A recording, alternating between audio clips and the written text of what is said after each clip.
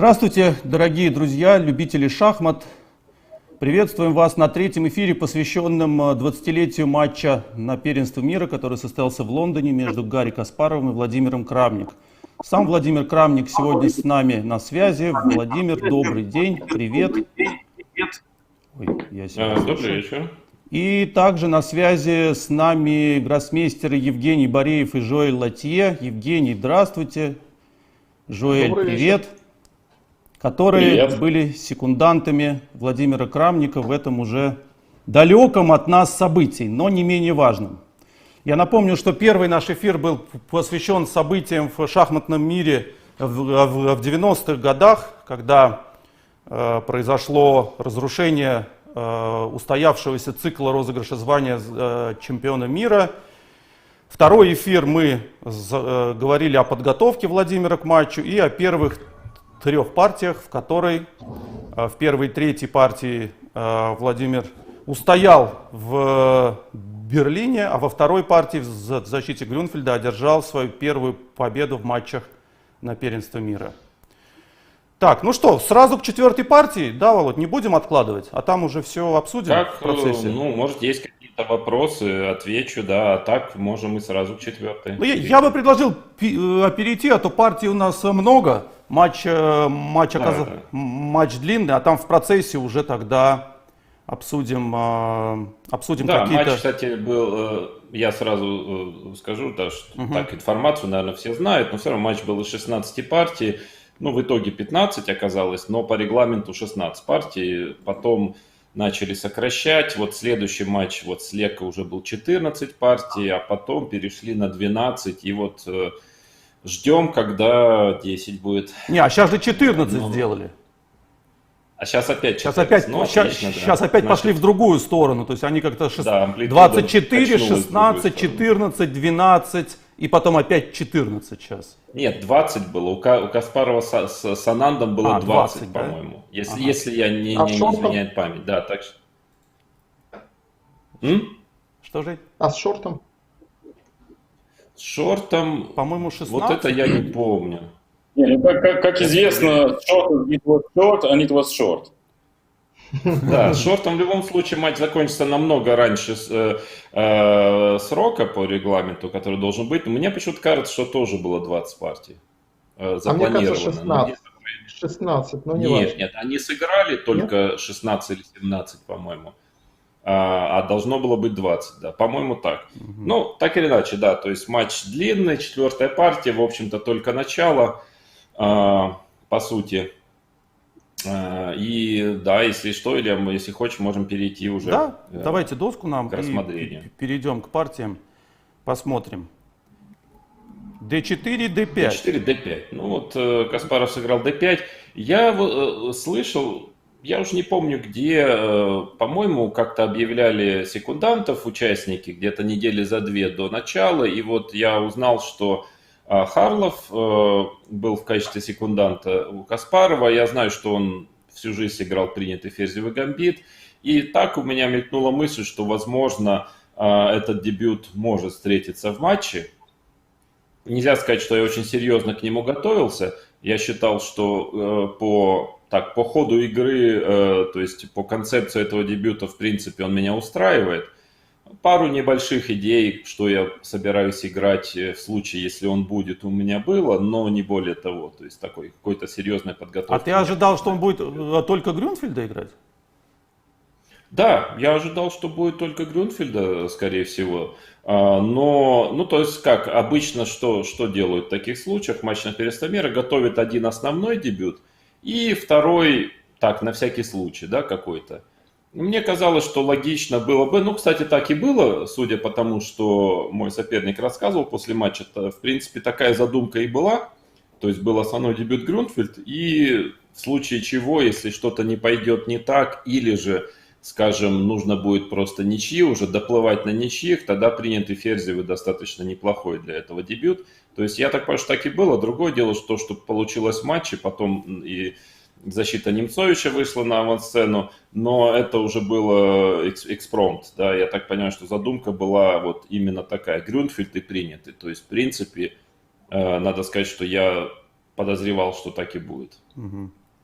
Но, конечно, не ожидал, что принятый уже во второй черной партии Каспаров применит. То есть тогда мне казалось, что это скорее как передышка, что он подремонтирует Грюнфельд и все-таки продолжит играть Грюнфельд. Это достаточно логично было бы, потому что каких-то концептуальных проблем я не поставил в первой партии. Ну да, он сыграл не очень удачную линию, где-то я прихватил немножко, получил получше, но нельзя сказать, что что-то страшное произошло, чтобы бросать дебют, который ты готовил очень серьезно на матч. Да? Мне так казалось, но оказалось, что защите Грюнфельда была дана уже отставка до конца матча. А вот я тот же самый, кстати, Харлов... подозревал. Да, да, я не уверен, что Каспаров тоже был к этому моменту точно знал, что он больше Грюнфельд не сыграет. Я тоже в этом не уверен. Вот тот же самый Андрей Харлов, секундант Каспарова в матче, говорил, что отставка защите Грюнфельда была дана по психологическим причинам. А что вот ты вот как человек, который сыграл 4 матча на первенстве мира, это что за причины такие? То есть, ну, проиграл одну партию, опять же, по дебюту ничего страшного. То есть, или просто ему казалось, что характер борьбы его не устраивает.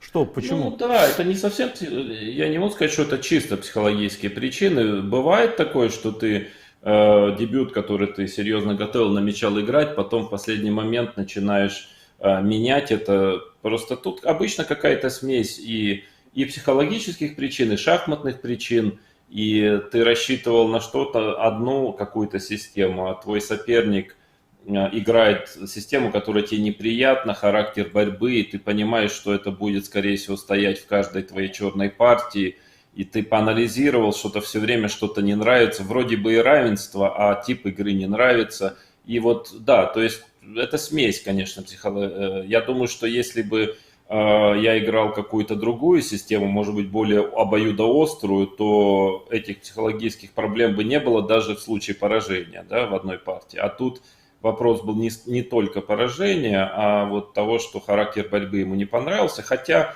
в любом случае, я думаю, что это было ошибочное решение, на мой взгляд. Понятно. Ну хорошо, тогда... Слушайте, я вспомнил так коротко. Мне кажется, что очень хорошо Грюнфельд шел у Каспарова в турнирах, блестяще получалось.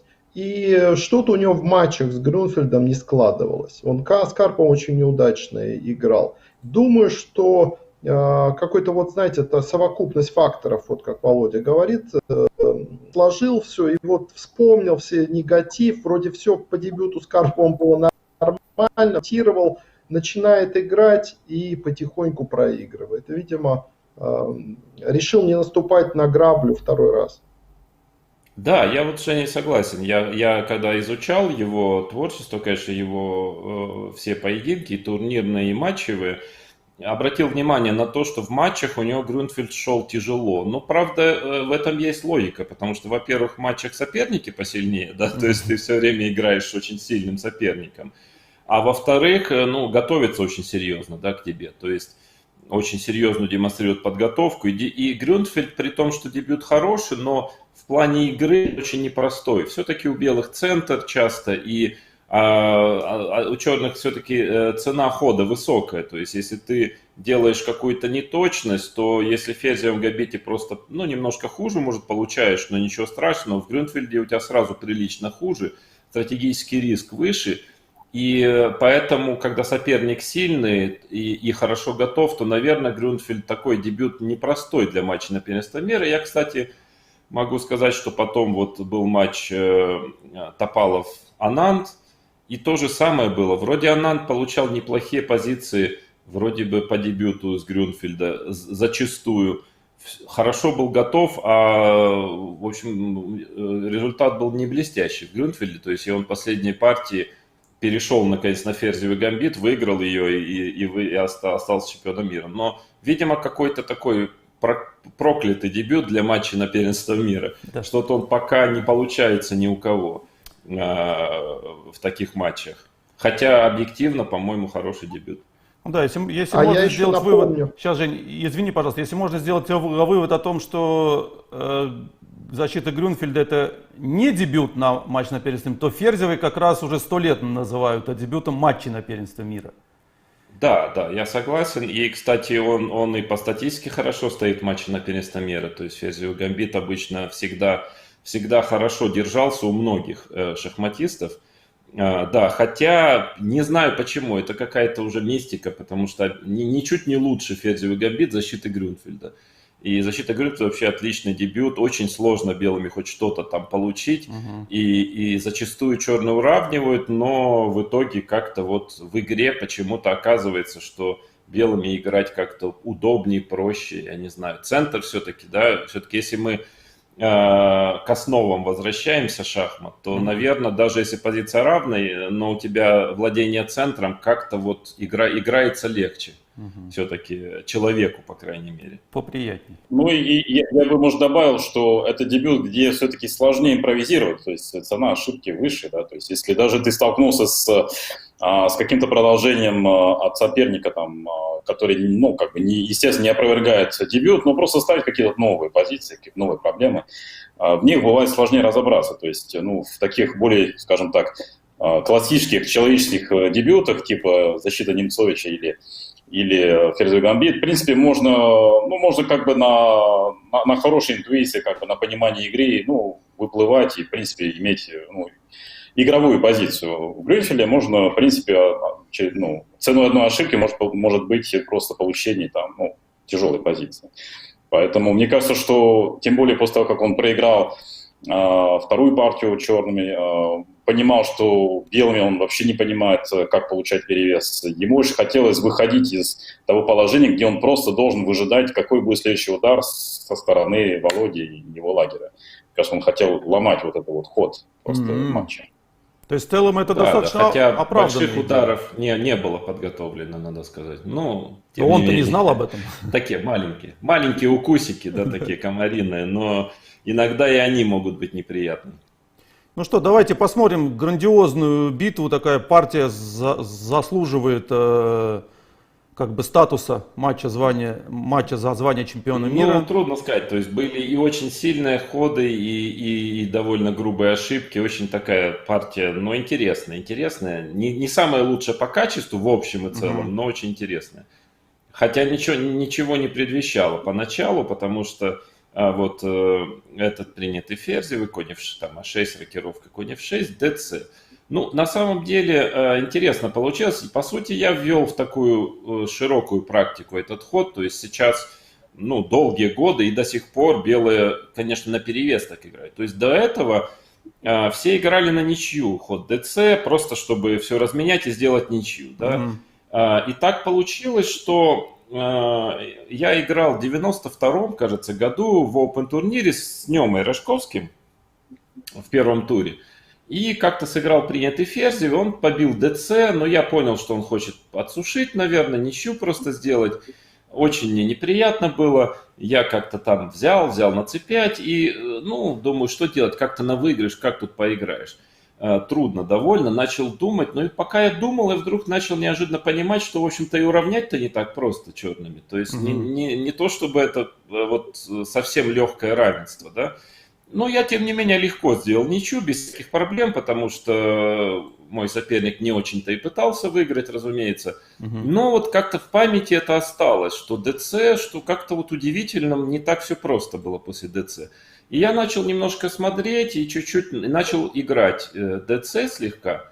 И вот в какой-то момент это стало уже серьезным оружием, где-то в конце 90-х многие так начали играть, и действительно у черных есть проблемы. То есть все-таки получается, что у белых практически 1,5 лишних темпа. То есть один темп за счет белого цвета, второй за счет того, что ход А6 белые все-таки А3 не обязаны играть. И все-таки в симметричной позиции это имеет какое-то значение, да. Поэтому уравнять не так просто. В общем, черные мучились после dc довольно долго. Сейчас уже похоже, что уже нашли какие-то четкие пути к уравнению. Но не один год мучились черные. Вот Женя, помню, у Широва выиграл так тоже, сразу после матча.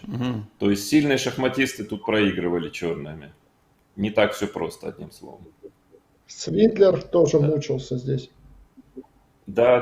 То есть, да, многие мучились, да. Я как-то в быстрые шахматы Карпова обыграл тоже в этом. Это очень ядовитый такой вариант на самом деле. И конь bd7.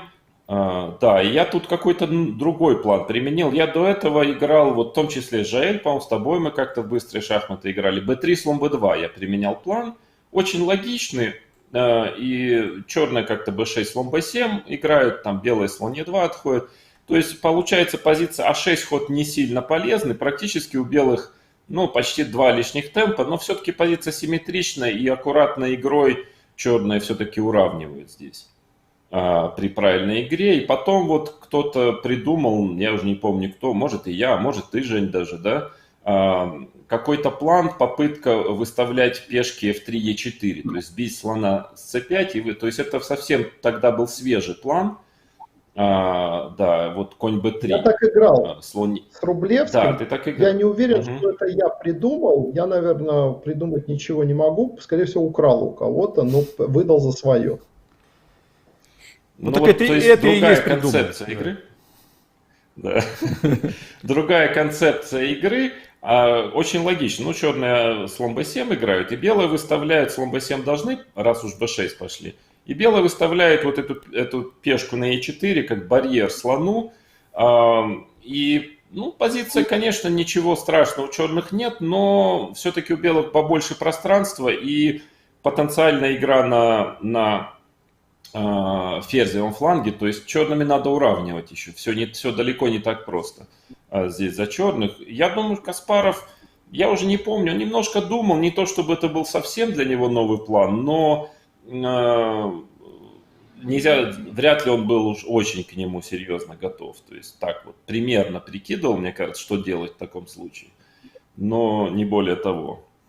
Значит, как-то слон Е3, пока все логично развивается, короля подтягивает, да, что-то я тут, да, вот этот план, по-моему, вот это было уже точно новая попытка, до этого как-то пытались ладья c1, где-то играть там, менять ладьи, чуть-чуть подавливать, но близко к ничьей все-таки позиция.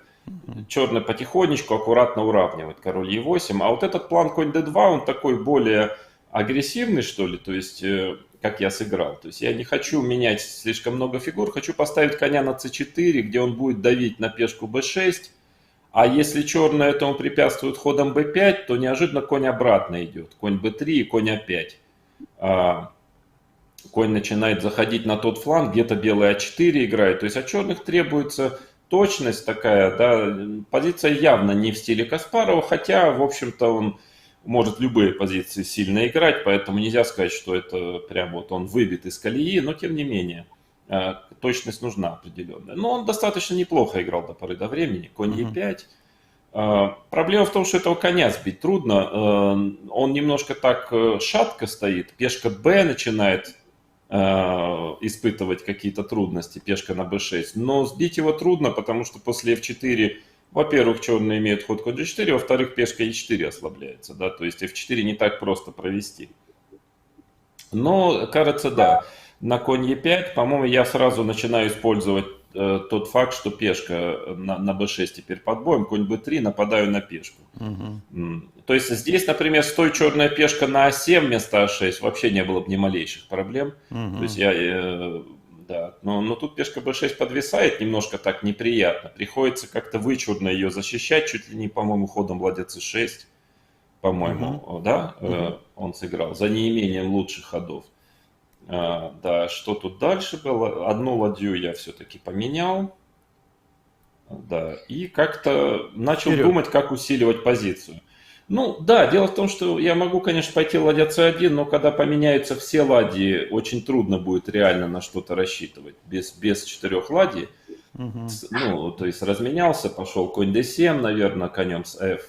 И здесь уже очень близко все к ничьей. Да, все-таки без ладьи очень мало ресурсов. Да? А с ладьей как-то, тем более ладья на c6 с одной стороны линия c, с другой стороны она все-таки прикована к защите пешки b6. По идее мне не стоит ладьи менять. Соответственно, я начал так вот потихонечку захватывать пространство. Хотя, признаюсь, ничего серьезного это не дает. То есть это больше такая психологическая атака. Ну, Каспаров я замечал, он не любит такое пассивное, чуть худшее окончание. Дело, конечно, тут дело вкуса. Например, тот же Лека, он бы просто смеялся бы в лицо, сидя, играя эту позицию. То есть просто не понимал бы, что вообще, что я хочу. А Каспаров, он побаивался таких позиций, он не любил их. И где-то вот его решение, его такая немножко нервная, что ли, рваная игра, вот на следующих ходах, она была связана с тем, что ему она, в принципе, вот не очень нравилась, да, вот такой тип игры. Соответственно, G4 пока. В принципе, у белых-то немного ресурсов здесь по-хорошему. То есть, кроме надвижения пешек, я должен остановить ход G5, конечно. Черные хотят просто G5 пойти, после чего у них будет сильный конь на E5. Это логично. H4, ну, здесь на самом деле можно, например, конь E8 было сделать ход. Конечно, белые захватывают пространство какое-то, но с другой стороны ничего я не вижу страшного во всем этом. То есть, ну, наверное, белые G5 пойдут как-то. Может быть H5, я даже не знаю, G5, может быть черные пойдут H5, где-то пешка H4. Так или иначе, я подозреваю, что позиция очень близка к равной. На самом деле, если не паниковать, да, есть. Но, конечно, есть у белых потенциал. У белых есть потенциал в этой позиции. Все-таки слон на b7 не очень удачный, пешка b6 слабо, но он не сверхгромадный, этот потенциал. Как сыграл Каспаров здесь вместо коня e8? Слон c8. Слон c8. Это уже такой ход. Мне он, хотя ничего страшного, как-то он мне не очень нравится. Очень как-то так пассивно, на мой взгляд. Но ход как ход, ничего страшного. Да, слон c8. Как-то я там начал, ну что делать? У меня плана особого нет, кроме как немножко надвинуть пешки, пространство взять. Что очень логично, конечно. АЖ, да. Конь ушел, конь d7. Ну, то есть идея хода слон c8 была в том, чтобы этот конь был защищен. И после f4 конь g6, чтобы был ход, чтобы не висел конь на d7. Ну, в принципе, вот так внешне мне позиция нравится белых. И во время партии мне нравилась. Я помню, что потом анализировал ее, компьютер, в общем-то, вообще не понимает, о чем я говорю, считает, что просто равенство и ничья. То есть, хотя так по-человечески удовольствие, по-моему, ну так опасно, немножко неприятно черными, да, вроде бы, пространство все-таки. Да, что я тут сделал? Конь f3. Конь f3. Да, и вот где-то, как сыграл Каспаров тут? Ладья c2, вот ход. Вот здесь ладья c2. Да, вот здесь у него как бы вот он не выдержал. Да, вот его... Это чистая психология, конечно, ход ладья c2, потому что, в общем, ничего толком-то страшного не грозило. Ну, конечно, есть какие-то у белых идеи, например, f5 появляется идея, но, в принципе, если сохранять хладнокровие, вместо ладья c2, например, сделать, ну, естественный ход король e8, то, чтобы защитить коня, ну и просто полезный ход сделать. Теперь уже где-то уже хочет пойти ладья c2, и, ну там f5 есть какая-то возможность, ну там вроде ничего сверхсерьезного после f5 нет, то есть там аккуратной игрой черный уравнивает. Но Каспаров, вот он во-первых, любит в принципе активную игру, да, не любит пассивно стоять. А во-вторых, любит, чтобы ну, какой-то счет был вариантов. И ладья c2, на удивление, в принципе, нельзя сказать, что очень сложный счет. В общем-то, ход опровергается счетным образом. Да? То есть это меня удивило, потому что счетчик, он обычно очень хороший, динамику чувствует хорошо, но здесь он явно переоценил динамические возможности позиции черных. То есть ему показалось, что ладья по второй линии будет сильно, но такой четкий, в общем-то, беспристрастный расчет вариантов показывает, что после слон бьет а6. Может быть, он, честно, я тоже думаю, может, он немножко, что называется, так вот на психологию сыграл. Может быть, он думал, что я не пойду слон бьет а6, что я как-то аккуратненько ладья d2 сыграю, да, там на всякий случай покрепче. Он поменяет ладьи, ну и там совсем уже ничья, да. То есть, может быть, он считал, что я не рискну слон бьет а6, но как-то я в матче был готов все-таки принципиально играть, да, то есть я побил на а6, и тут, конечно, начинаются счетные варианты, ладья а7 где-то, да, тут, иначе, конечно, у черных было бы здорово, где-то он слон c8, видимо, должен, да, отходить. Не, он слон b5. Нет, слон b5, да, слон b5. Ну, тут варианты очень... Так-то понятно, что если черные сейчас выйдут, у них два слона, ладья активная, но очень, очень прямая игра начинается, да? Значит, как там было? F5. F5, да. F5, ну, просто в темп не получается у черных. Да, у черных не успевает темп в темп. Я не знаю, что именно он не досчитал. Может быть, он считал, что вот здесь ладья E2 он ходит, да? Вот я подозреваю это, и что он увидел этот ресурс ладья E2, и в случае отхода слона конь f4, там на шах слон e8, и где-то здесь остановился, посчитал, что материала уже мало. Ну, в любом случае, по 3 пешки осталось, фигуру он вроде не теряет, ну и как-то посчитал, что ладно, не проиграет уж как-нибудь. Но вот получилось, что я как-то дальше посчитал, и после конь fd4, видимо, он недооценил этот ход. Неожиданно оказывается, что у черных очень серьезные проблемы, потому что на ладья бьет e3 теперь, ну, видимо, он зевнул, конь fd4, да, и на ладья бьет e3 конь бьет b5, и оказывается, что, да, что, в общем, с фигурой проблемы, потому что грозит мат по 8, нет хода слон c5 из-за того, что конь на b3, да, и, в общем-то, ему приходится фигуру отдавать в этой позиции. Соответственно, Да, это не проходит. Да, потому что на отход коня ладья a8 шах следует. Соответственно, ладья e1 шах. Может он видел конь fd4, здесь не досчитал до конца. Потому что все-таки надо понять, что вот перед ходом ладья c2 надо все-таки очень далеко посчитать. Да? То есть сколько уже ходов сделано и сколько еще надо вперед посчитать, чтобы было четко понятно. Ну да, еще несколько вперед. Да? То есть шах, король f2, шах, король g2, именно конь h4, шах, король h3. Да, и вот только где-то здесь становится понятно, что он по темпам просто не успевает. Да, еще на конь бьет f5, конь бьет b5, ладья a8 шах, ладья h1 шах, король g4. Еще Да, раз, если конь бьет f5. Конь f5? Да, то конь бьет b5. А, конь бьет b5, ага. Конь бьет b5, да, на ладья f3 шах, король g4 есть ход. Здесь висит. Да, то есть, да, и по 8 все время шаг грозит. А на взятие на e3, да, если вместо ладья f3 шаг взять на e3, нет, заход до этого, да, вот здесь, то ладья 8 шаг, ну и как бы слона приходится отдавать. Лишний фигур. То есть я подозреваю, что все-таки вариант довольно длинный, еще и с разветвлениями, соответственно, что-то он тут не досчитал. Слушай, да, Володя, мы что... в книге нашей «Записки секунданта», которую мы с Женей написали, в частности, в основном по этому матчу, у нас тут ее цитируют сейчас в чате активно, параллельно с твоими размышлениями. Вот критиковали, ну, Женя критиковал ход король f8. Сейчас вот как-то видно, да, что король неудачно здесь стоит, все время под матой тут попадает. Ну, король f8 был сделан еще ходу на 12. Ну да. Как бы, конечно, трудно было в тот момент предположить, что он попадет под мат. Да, как-то ничто не предвещало того еще. Поэтому, в принципе, ну просто другое дело, ну так получается иногда в партии. Ну, ход был логичный, разумный.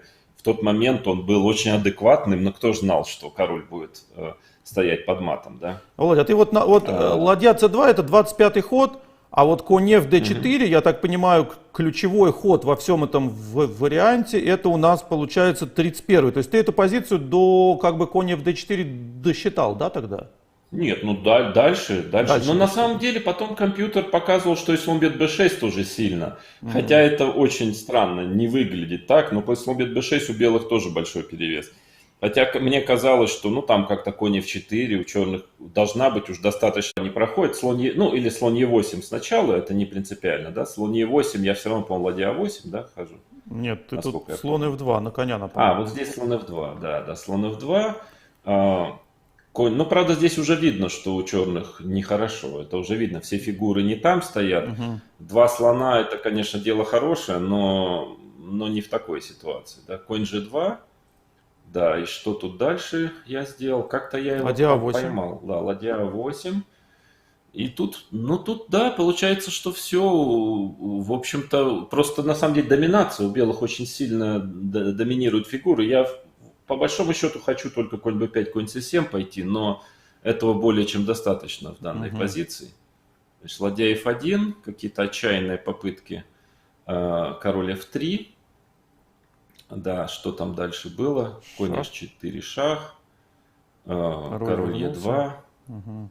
Да, Ладья и тут вот H1. как-то у него еще полей особо нет. Да, ладья H1, конь B5. И оказывается, что просто нет защиты от конь C7.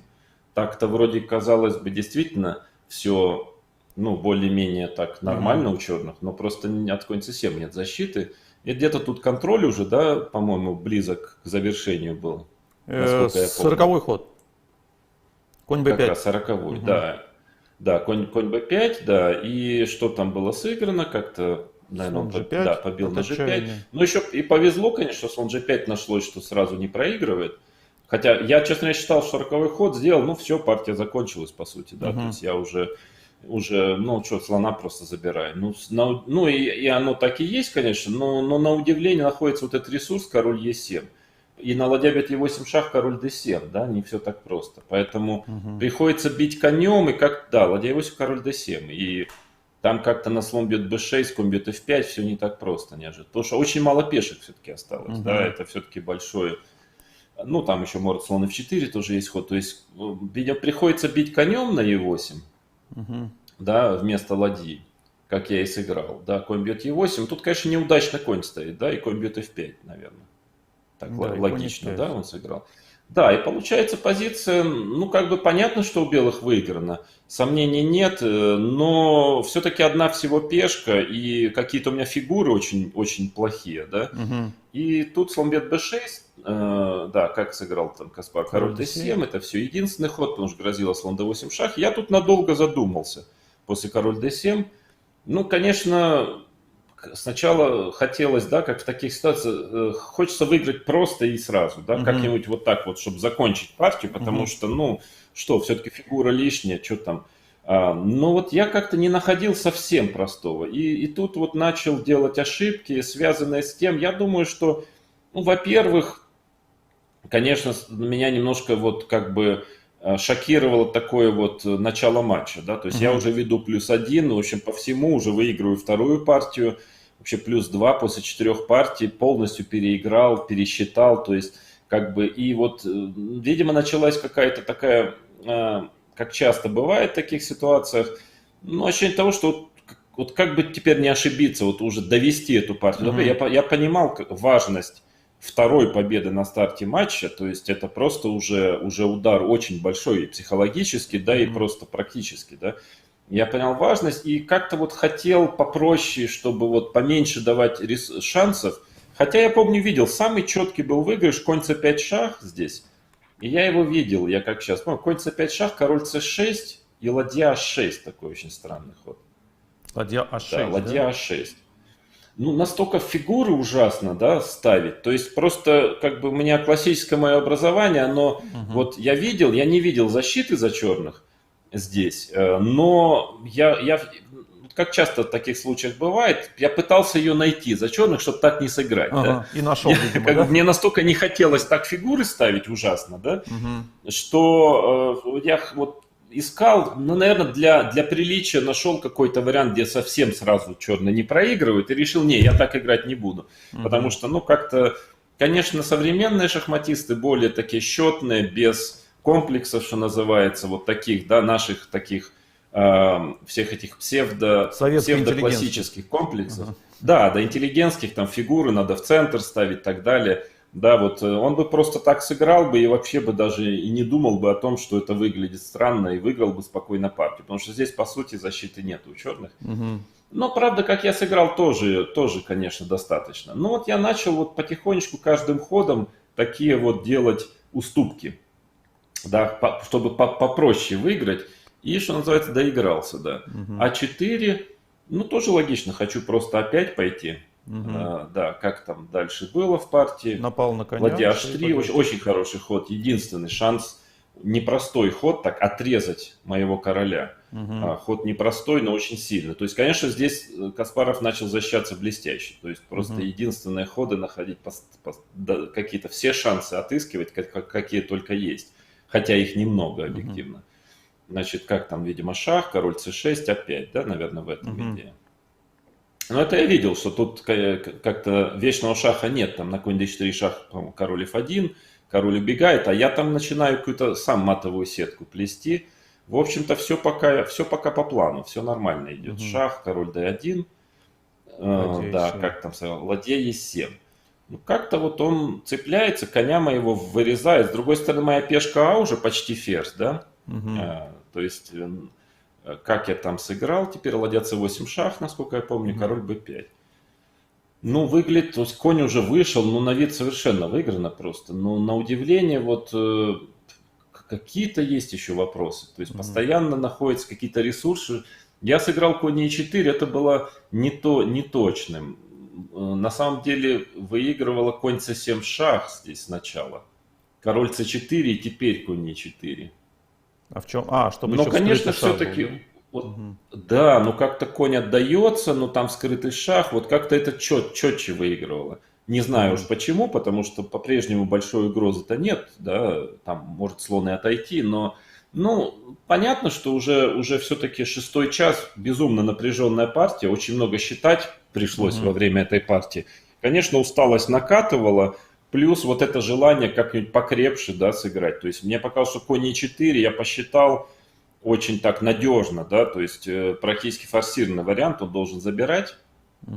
Но тем не менее, счет-то, конечно, все-таки тут считать-то надо, да, варианты. Взял, конь c7 шах, король b7, ладья бьет f5. Ну и я считал, что все, в принципе, это выигрывает просто. То есть как-то вот, ну, отчасти где-то даже не повезло, потому что, в принципе, я логично играл, хотел с минимальной контр-игрой выиграть, и кажется, что все правильно, но неожиданно после слон e3 выигрыш не так просто, оказывается. Хотя, ну, казалось бы, беру пешку на f7 где-то, ну, как-то вот по темпам все не так просто. И вот здесь где-то, да, ладья бьет f7, ну, кажется, вообще все уже. И неожиданно оказывается, что далеко не все. После ладья e7, ладья e5, если не изменяет память, может вообще уже ничья. Совершенно удивительная Ну, слишком позиция. мало пешек, да? Нет пешек. Ну, как бы все-таки пешку я защищаю, но получается так, что там как-то в вариантах она все время подвисает, не удается как-то ее толком защитить, да? То есть если я, да, вот после А6, по крайней мере, король Б6, ну, я как бы понимал, что есть какие-то шансы, но все-таки считал, что она должна быть выиграна, потому что он не может напасть на моего коня. Ну так, издалека, потому что на ладья c5 есть ход А7. И конь вскрыт. То есть все время пограживает А7 и конь со скрытым шахом. То есть он никогда не может пойти ладья c5.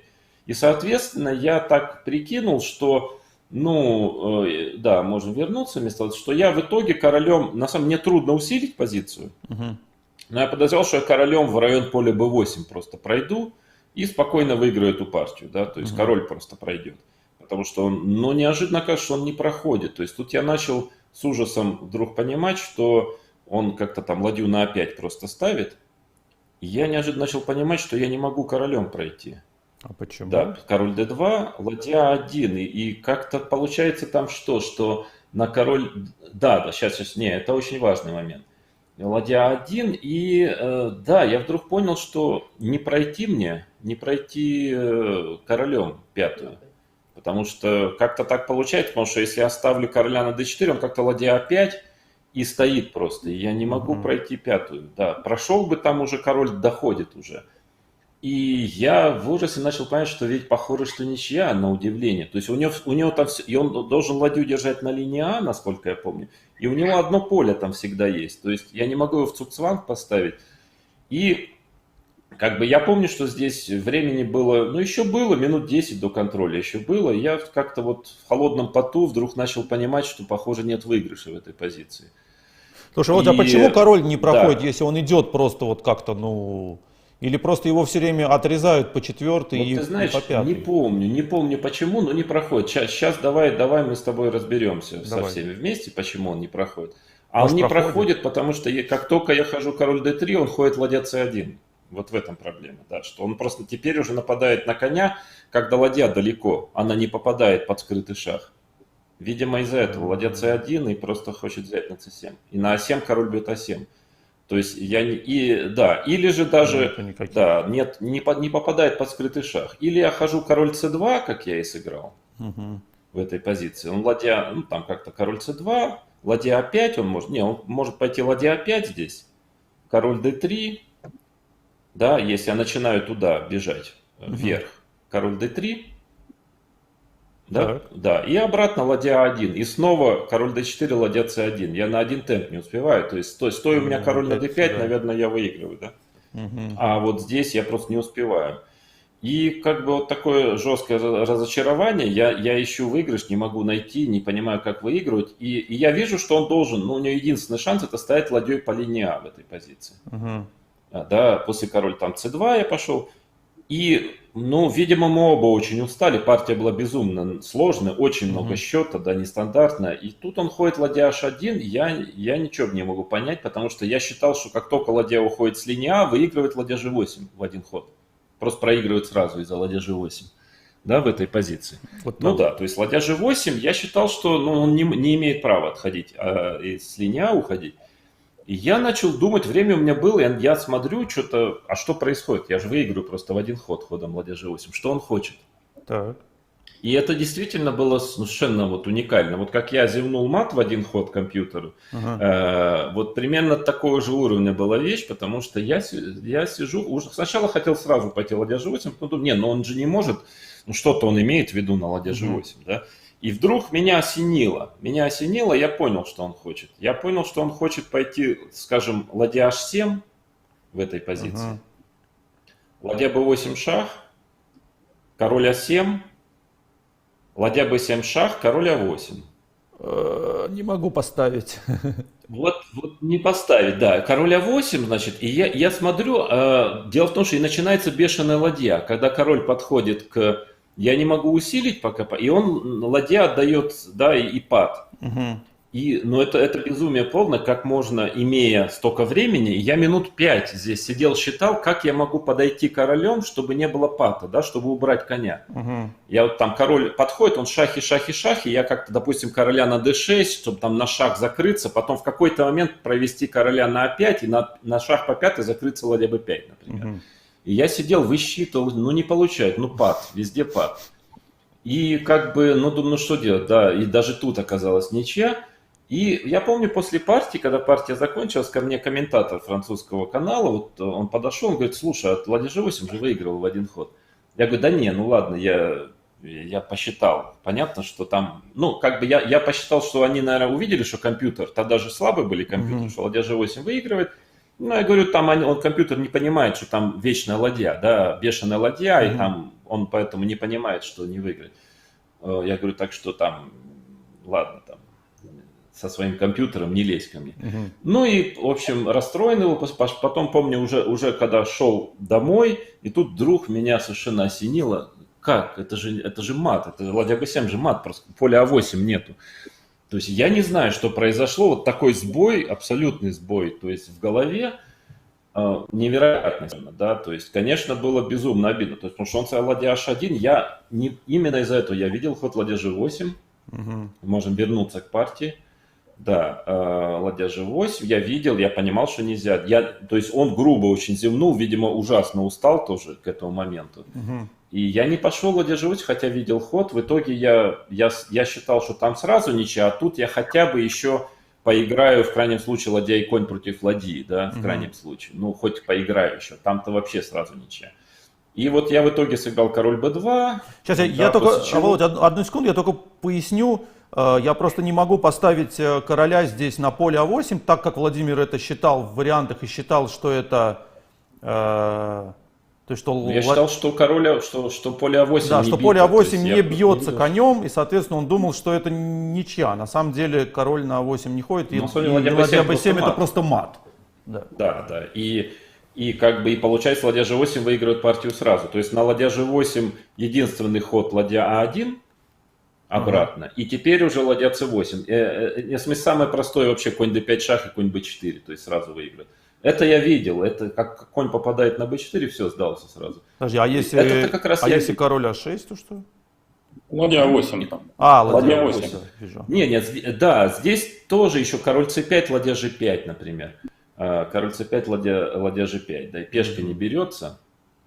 на А6. Ну и как только у меня конь попадает на b4, партия заканчивается здесь. Ну, кстати, ладья c8 тоже выигрывает. Не, это я видел, что это проигрывает. Тут как бы все было понятно. Я это посчитал. А вот то, что король, в общем-то, мат получает, а не пад, то есть это я...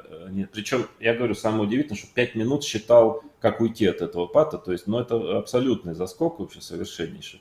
Ну и в итоге что получилось, что я не пошел ладья g8 из-за этого. Король b2, он там отобрал пешку А дальше, как там в партии было. То есть тут он забирает пешку, но, как я уже говорил, я считал, что хотя бы отрежу там как-то короля, попробую еще с конем поиграть там. Но это, конечно, ничья простая, да. Ну, чуть-чуть я отрезаю его, но это конечно, не тот уровень, чтобы проигрывать эту позицию. Ну и, в общем, еще чуть-чуть несколько ходов сделали и, в общем, на ничью согласились. Так что вот такая была партия. С одной стороны, ну, очень интересно, были очень сильные решения, очень точный счет, а с другой стороны были очень грубые ошибки, да, то есть зевки какие-то. Ну, что делать? Матч на первенство мира, да, напряженная очень битва. И как-то у нас лампочки перегорели, видимо, уже к 6 часу в этой партии. Ну, было, конечно, безумно обидно. То есть, когда уже даже, ну, не только зевок, но и до этого, конечно, было выиграно. То есть, конечно, очевидно было, что, в общем, должен был выигрывать партию, вести +2, и, не знаю, удар был бы очень сильный по сопернику, да. То есть, ты начинаешь матч -2, тебя переигрывают в каждой партии, а так получилось, что это дает еще очень хороший эмоциональный фон, да, что ты спасся. Ты видишь, наконец, вот впервые, наверное, за 3 партии я грубо ошибся, ну, и пару раз причем, то есть выпустил явный выигрыш, и, конечно, это его, наверное, ну, подстегнуло немножко, а мне пришлось, насколько я помню, чуть-чуть коньячку выпить после партии. Жоэль, ты у нас отвечаешь за воспоминания. Нет, да, за коньячок французский и за воспоминания. Ты помнишь, как Володя пришел с этой партии, обсуждали, смотрели ли? Вообще партии смотрели сразу после партии? Да, мы ее смотрели. Ну, как правило, мы не только ее смотрели, мы довольно серьезно ее анализировали. Ну, потому что для Володи это был способ тоже как-то эмоции выплескивать, да, потому что, ну, с Каспаром ты не поанализируешь во время матча там так детально. Вот, а здесь была возможность, ну, во-первых, зафиксировать какие-то важные мысли в дебюте, да, и просто там поделиться эмоциями. Это же важно, да, все-таки спортивное состязание, как бы держать в себе эмоции там в течение стольких часов, в общем-то, для здоровья тоже не очень хорошо. Поэтому, по-любому, это полезное упражнение. Если честно, я, конечно, помню, да, что Володя расстроился, я уже не помню, что он там говорил, какие выражения он передавал. Вот. Но мне, кстати, вот вопрос такой. Володя, а ты знаешь ли ты, если Гарри в итоге понял, что он тоже зевнул? И в какой момент он это понял? Ну, нет, это я не знаю. Я не спрашивал у него. Я не знаю. Слушай, Володя, вот раньше была же традиция какая-то, вот я помню, в матчах Каспаров-Карпов они иногда анализировали за доской после партии. Или у вас это даже не подразумевалось? Ну, во-первых, это было редко. Во-вторых, ну, наверное, не после такой партии, да, когда ты 7 часов почти мы играли, то есть устали страшно, и какой там уже анализ. Да? Нет, мы иногда перекидывались парой слов, то есть так, какие-то самые важные моменты так обсудили, то есть где-то вот там он говорил, что здесь вот он считал, что так, ну, это буквально на словах, да, но так, серьезного анализа нет, но особенно после такой партии, в общем... Там домой только доползти как-то, и усталость страшная, конечно, после такого поединка. Она еще кроме физической, ну, ментально, еще эмоционально очень сильная, да. То есть, не, я думаю, что хорошо, что был выходной день после этой партии, и можно было хоть как-то чуть-чуть прийти в себя, потому что такие партии тяжело даются, конечно. Ну, да, просто интересно, что обычно в таких партиях, да, когда одна сторона понимает, что она ошиблась, иногда она невольно дает этот сигнал, и как бы даже если соперник не сразу заметил, он чувствует, что что-то происходит не то с соперником, да, что какой-то эмоциональный подъем, там, такой, там, нервозность и так далее. Но и я не исключаю, что Каспаров это понял, потому что я смутно помню, все-таки 20 лет прошло, но я помню, что мы смотрели наверняка эту партию по интернету, а как раз вот эти французские комментаторы, которые видели выигрыш, они же там микрофонах-то орали, как всегда, да, когда что-то видели. И поэтому мы это видели, все это. И я думаю, мне кажется, что, ну, так смутно припоминаю, что они комментируют, что Каспаров, вот, смотри, как он там держит там покерное лицо, пытается не показать, что он зевнул и так далее. Вот. Я могу ошибаться, но мне кажется, что Каспаров в какой-то момент понял, что он ошибся. Но виду не подал. А я не уверен, я не уверен в этом, потому что действительно лицо было достаточно покер, насколько я помню. То есть, поэтому и меня, ну, то есть я и начал искать. То есть я думаю, что чаще всего, когда ты такую грубую ошибку делаешь и замечаешь, очень сложно это полностью скрыть. Да? Я думаю, что он, честно говоря, просто не видел. Ну, понимаешь, что он зевнул точно таким же образом, как и ты, думал, что ладья b7 это пат, а не мат, все-таки она не очень высокая. Я думаю, честно говоря, я думаю, что он просто зевнул ладья g8 как идею просто. Я думаю, что он просто идею зевнул ладья g8. Потому что, ну, вряд ли такой же у него был абсолютный заскок, что он тоже считал, что пат, а не мат. Я не думаю. Я думаю, что просто саму идею пропустил, что когда ладья с линии А уходит, уже коня нельзя взять. Да, и именно еще идея в том, что на ладья H7, ладья B8 шах есть, да, и А7. То есть, мне кажется, я скорее на это ставлю, но можем пригласить в эфир как-нибудь Гарри Кимыча. Мне самому будет очень интересно послушать. Я не знаю, вряд ли, наверное, придет, но было безумно интересно тоже его послушать. Но подозреваю, что он тоже зевнул. Ну, так или иначе, дело в том, что если бы я хоть не видел вообще идеи ладья g8, это было бы не так обидно. Ну, всякое бывает. А когда ты видишь выигрыш и просто заскок, да, то есть это было неприятно. Но, тем не менее, начало матча, выходной день, ничего, как-то отоспался. Что называется, поехали дальше. А вы там что между собой обсуждали? А вы там что делали, да?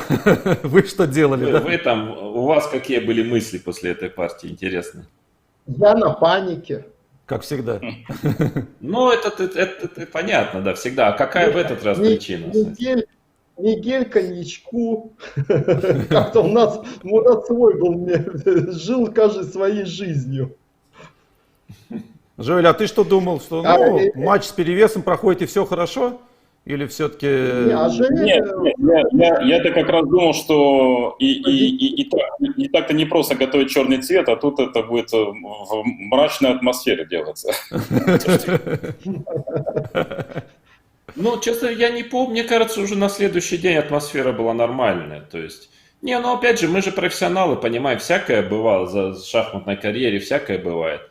Ну, в конце концов, тоже, опять же, он мне дал случайный шанс, он же тоже зевнул, и я зевнул. Ну, как бы, ну что, нет, мне не кажется, что я надолго как-то вот целый следующий день ходил там понурый и в депрессии. Нет, мне кажется, что, ну, ничего, поехали дальше. С другой стороны, были и позитивные моменты, я его объективно переиграл, в общем-то, и пересчитал, переиграл, то есть это тоже плюс большой, да, то есть с одной стороны он спас, а с другой стороны, как бы, ну, очевидно, что я, по крайней мере, к четвертой партии, к пятой партии я играл лучше просто в шахматы в этом матче пока, а это очень важно все-таки, да, это психологически давит на тебя, особенно на Каспарова, да, то есть который привык всегда доминировать, и дальше там где-то иногда что-то выпустил соперник, там, может быть, равный счет имеет, а тут он просто хуже играет, да, пока, кроме -1. И мне кажется, что это было ему, ну, тоже непросто, да, тоже это не просто воспринять, может быть, впервые за, там, с 84 года, впервые вот чувствовать, что он пока он играет хуже просто, и совершенно, скажем, результат -1, он абсолютно заслуженный. И, в общем-то, на больше он пока не наиграл. Да, и это, наверное, его тоже давило. Хорошо. Ну что, перейдем к пятой партии. Готовили Берлин, скорее всего. Да, вы не ожидали никаких смен рук, там ничего такого драматичного. Кто-нибудь помнит, что готовили в этот момент? Не надо быть, наверное, Шерлоком Холмсом, чтобы это угадать, что готовили мы Берлин, да. Давайте доску. Нет, я уже не помню. c4 мы не готовили. У Володя, так как играл сам c4, считалось, что он собаку съел, и играть c4 против него это достаточно неумное решение. Нет, нет, я бы не сказал так. Я как раз считал, что может быть c4, в принципе, в матче. Но, ну, как бы после c4 большой выбор систем у черных, достаточно достойных, таких крепких, надежных. И я мало времени посвятил ходу c4, что, в принципе, и сказалось. Где-то я по дебюту получил хуже в итоге, хотя, в принципе, не сверхамбициозную систему сыграл Каспаров, но я что-то забыл, перепутал. G3, ну это не очень амбициозная система, но тем не менее, я сам так играл белыми, да, но дальше я просто не мог вспомнить толком. Слон G2, конь C6, конь C3, да, здесь много теорий после конь C7, но вот G6 есть ход, вроде бы он неплохой всегда считался, я и позже его делал. И он сделал какой-то редкий ход, когда ферзь за 4, что ли, пошел. Здесь рокировка, слон G7, ферзь А4. И вот здесь ферзь за 4, да. И здесь, в принципе, ничего здесь страшного совершенно нет у черных. Тут рокировка уравнивает. То есть тогда считалось, что рокировка немножко хуже у черных из-за ферзь C4 хода. Конь бьет C3, DC, и немножко хуже, но компьютеры потом уже начали уравнивать здесь. Ну, как бы он просто так на игру вышел. Но я был практически не готов, ничего не помнил и все спутал. Я как-то пошел конь b6, да, насколько я помню, ферзь b5, и здесь, ну, он быстро, все это быстро исполнял, и здесь, насколько я помню, принципиально вообще жертвовать пешку, просто рокировка, ферзь бьет c5, там слон e6, ладья c8, ну, примерно, да, как-то так. И у черных очень хорошая компенсация за пешку, и, в принципе, потом это было подтверждено, по-моему, всей практикой. Поэтому, да. Или он как-то по-другому сыграл. Я помню, Ты сыграл конь d7, такой ход необычный. Да, но мне не понравилось все-таки отдавать пешку, и он очень быстро играет. То есть, ну, ясно, что он с компьютером что-то посмотрел. И хотя вроде считалось, что там хорошо, но ну, как-то мне не хотелось этого, да. Хотя теорию я знал. Поэтому я уже за доской какой-то придумал, в общем-то, конечно, не сверх блестящий ход конь d7, но хотя бы, во-первых, не отдать пешку, и все-таки сбить с теории, да. То есть после конь d7 он хоть начал думать, но большой минус это c, что, в общем-то, у черных хуже, конечно, после конь d7. В этом есть некоторый такой минус. Нюанс. d3 как-то рокировка. Ну, здесь по-разному было неприятно. Слон e3, может, тоже было не обязательно. Проблема в том, что черным развиться трудно. По структуре-то у них все хорошо, но у белых масса темпов. Не забудем, там вот этот маршрут коня такой грандиозный, да, конь f6, конь d5, конь b6, конь d7. И ясно, что с d7 ему еще придется куда-то уходить. То есть много темпов потрачено. Но слон e3, в общем, неприятная была позиция по дебюту, но зато пешек поровну. Конь d4. Размен, да, взял. Тут, конечно, опять же, конь вышел. Где-то здесь Каспаров мог точнее сыграть в какой-то момент и очень поставить неприятные проблемы, позиционные чисто. Не то, чтобы он там что-то забирал, но как я сыграл здесь? Ферзь b6. Я уже не помню. Ферзь b6, а он... А4. Он А4. Вот, по-моему, мне кажется, типа ферзь А4, потом ладья С. В общем, как-то здесь, конечно, позиция очень неприятная у черных. Я бы белыми тут просто бы прыгал на стуле от счастья такую получить, да. То есть у белых стабильный, очень такой стабильный плюс, очень неприятный, долгосрочный. У меня 2 слона, но слон на G7 плохой. То есть позиция, я так сейчас смотрю со стороны белых, конечно, радости немного. Но как-то я начал крутиться.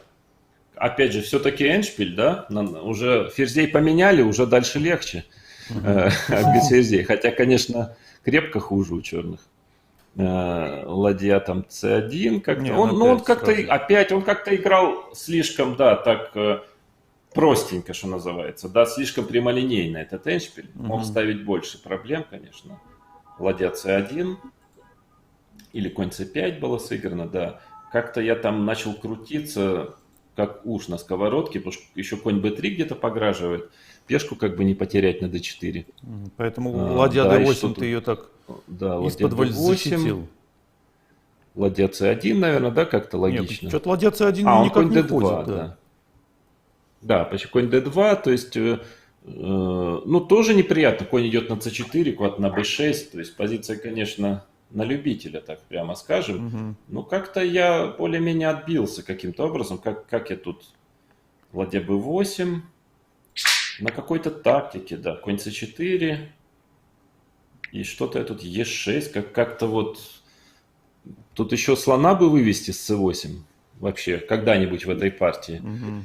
e6. Наверное, что тут дальше было после e6? Ладья Ладья f1. c1. И вот, да, что-то тут сделал такое, Слон что слон h6 h6 какие-то. очень важный, я помню, был ход, очень важный, иначе совсем было тоскливо. А здесь как-то идея, что я успеваю на ладья c2, конь b4 как-то, то есть я как-то его ладью там, да, Мгм. цепляю, иначе бы там совсем тоска. Да, и после слона h6, что было дальше? Наверное, идея в том, что если вместо ладья c2 пойти f4, наверное, как-то я даже g5, может, успею, да, контр-игру Мгм. создать. Ладья Вот как-то cb1. вот все вот так вот на тоненького совсем. Ну, понятно, с таким дебютом разыгранным по-другому и не могло быть. Да, ладья b1. Мгм. Что я тут сделал? Наверное, слон f8. Да, вот как-то успеваю сбить этого коня. Если бы ладья встала на c1, наверное, пошел бы конь b6 как-нибудь. И просто у меня фигуры бы не вышли до конца партии. Мгм. Но, к счастью, вот по темпам успеваю. Слон f8. Все равно, конечно, так себе позиция. Конь Да, прям b3. скажем. Висит на Но d4. я видел, что Каспаров уже был не... Я уже все-таки близок к тому, чтобы... Если я слона выведу, уже худшее позади. То есть Каспаров был очень недоволен Мгм. развитием событий. Он понимал, что у него очень серьезный перевес был. И он понимал, что он его подвыпустил уже. Мгм. И я решил в какой-то момент воспользоваться этим недовольством. Значит, как там было на конь b3? Слон g7, да. Пешку То есть защитил. я, конечно, готов повторить ход. Взял. Слон бьет d5, ладья бьет d5. И да, что дальше? Конь d2, И все. e5. И, по-моему, я ничью предложил здесь. Да. Да, потому что, в принципе, так она очень выглядит, позиция неплохо. Черных, конечно, слон уже выходит, уже все, ну, то есть в конечной, да, позиции. Да. Наконец я хотя бы раскрутился, но вообще-то я вдруг неожиданно начал присматриваться, и мне показалось, что она все хуже, все неприятная позиция. Мгм. Но учитывая то, что я видел, что Каспаров очень недоволен, и она внешне выглядит очень уже неплохо за черных, да, вроде кажется, сейчас я выйду слон e6 и так далее, я решил, что надо ничью предложить. А, Логично. И был безумно счастлив, когда Каспаров согласился, потому что я понимал, что вот как бы на вид, кажется, черные вообще уже стоят не хуже, а где-то даже могут и на перевес сыграть, вот так на вид. Мгм. А если по ходам начинать смотреть, то позиция, ну, все еще очень глухая такая оборона. Хотя, конечно, черные должны сделать ничью, уже не так все плохо, как было. Но еще обороняться надо черным, да. Несмотря на всех этих двух слонов и так далее. Мгм. Ну, в общем, конечно, дебют был разыгран ужасно, в принципе, но отделался легким испугом. Ну, кстати, к слову о моей дебютной доминации, в общем-то, так вообще-то, если... Я сам, честно говоря, так считал после матча. Мгм. А потом, когда начал серьезно анализировать партии, так уже трезвым, что называется, взглядом смотреть, а где эта доминация была, я что-то Я тоже не вот понял. по 5 партиям не вижу нигде доминации. Так и дальше увидишь, В двух- не в было первой и никакой третьей ты доминации. там еле отстоялся, во второй, Ну да, да, от кое-как в четвертой отбивался. ничего не получил, в Во пятой второй получил хуже. получше. Да. Во второй я получил получше, но очевидно меньше, чем то, что получил Каспаров в пятой. Мгм. В четвертой, ну, какой-то равный эшпиль примерно, да. То есть пока, ну, уж точно никакого преимущества по дебюту нету. Но дело в том, что именно характер игры, эндшпиля, я как-то вот хорошо защищался, крутился, находил ресурсы, и Каспаров где-то вот именно в эндшпилях не получалось вот достаточно тонко сыграть, где-то какие-то очень тонкие, аккуратные ходы делать. Мгм. Он играл хорошо, правильно, но где-то чуть-чуть вот без изюминки, что называется. И вот за счет этого мне как все время удавалось выскальзывать. И, кстати, далеко не последний раз в этом матче удавалось выскальзывать за счет того, что где-то вот он чуть-чуть нюансов каких-то таких вот, да, не чувствовал уже очень таких тонких. То есть, поэтому, Мгм. в общем, А ты партия знаешь- очень-очень позитивная была. А ты знаешь, забегая вперед, скажу, на мой взгляд, у него не получилось преодолеть просто, ну, я так думаю, что, ну, не будет преувеличением сказать, что выдающаяся оборона. Качество защиты с твоей стороны вот на протяжении всего матча. Но в конце ты начал делать чуть больше ошибок, но в целом тоже защищался очень прилично, извивался. В общем, ты в защите был как Ананд. Вот реально. Как-то Ну, только другой тип, да. Ананд, он более такой с контр-игрой защиту, я такой пассивную оборону, ну, как бы, да, это правда, да. Ну, да, опять же, может, привычки не было. Он не смог преодолеть вот это вот. Да, я хотел сказать, что я думаю, почему создавалось впечатление, что как бы есть некая доминация в дебютах на твоей стороне, потому что все-таки мы видели принципиальные отказы Каспарова продолжать, ну, те линии, которые он, ну, должен был играть. Да? То есть Грюнфельд он попробовал сыграть и тут же от него отказался. Значит, в пятой партии тоже как бы не стал повторить Берлин, да, ушел в c4, и это понятно, что вряд ли он мог это глубоко готовить, просто на том простом основании, что c4 это не дебют, который можно долго готовить, там столько разных вариантов, нет каких-то принципиальных линий, да. Поэтому сам факт, что... Да. Создавалось ощущение, что Каспаров вынужден импровизировать, даже если в итоге, ну, если трезво смотреть, он получал неплохие позиции, все равно было ощущение, что он вынужден выходить из своей подготовки. Ну да, это правда. С другой стороны, если смотреть объективно, то, в общем-то, нередко он довольно удачно выходил из своей подготовки, как и вот в Каталонии потом тоже получил лучше. То есть нельзя сказать, что это, ну так или иначе, да, так, это правда. То есть все-таки было вот это ощущение, которое многие создали, что вот как-то я полностью выиграл дебютную схватку, ну, больше, может быть, стратегически, да, концептуально, но так по позициям не скажешь, да. Но, тем не менее, хотя бы я конкурировал на равных в целом в матче, в дебютном плане. Это уже большое было достижение, если сравнивать предыдущие матчи, да. Жоэль, так что... У меня вопрос, Володь, извини, пожалуйста, Жоэль, расскажи, пожалуйста, наши зрители и нас замучают, и сами себя замучают. Откуда ты так хорошо знаешь русский язык? Давайте офф-топик на 3 минуты сделаем, потому что, ну, люди, интригу, развей интригу. Нет, ну, значит, во-первых, потому что все зависит от мотивации в жизни. Вот, поэтому, ты понимаешь, у меня русская жена, в общем, этим все сказано. Вот, но подожди, Жаль, ты говорил хорошо по-русски еще в начале 90-х. Я когда впервые тебя встретил вообще в жизни, в 92-м году, я что-то начал на своем корявом английском, и вдруг я какой-то получаю блестящий совершенно русский, я ничего понять не мог. 92-й год еще до жены было очень далеко. То есть ты все-таки с детства же учил. Ну, я готовился заранее просто, сильно заранее готовился. Ну, уже в 92-м я немножко говорил, кстати, благодаря в том числе Жене, который с нами тут сидит, потому что я начал приезжать в Россию как раз с 92-го года, и, ну, в общем, если вспоминать вот это далекое время, это было время, когда, значит, если, во-первых, мало иностранцев еще пока приезжало в Россию, соответственно, мало русских, кто говорил по-английски, и поскольку я ездил туда тренироваться, участвовать в сборах, и это были такие глухие места, там вокруг, там, ну, где-то в Подмосковье, соответственно, там, ну, английский язык там, в помине не было.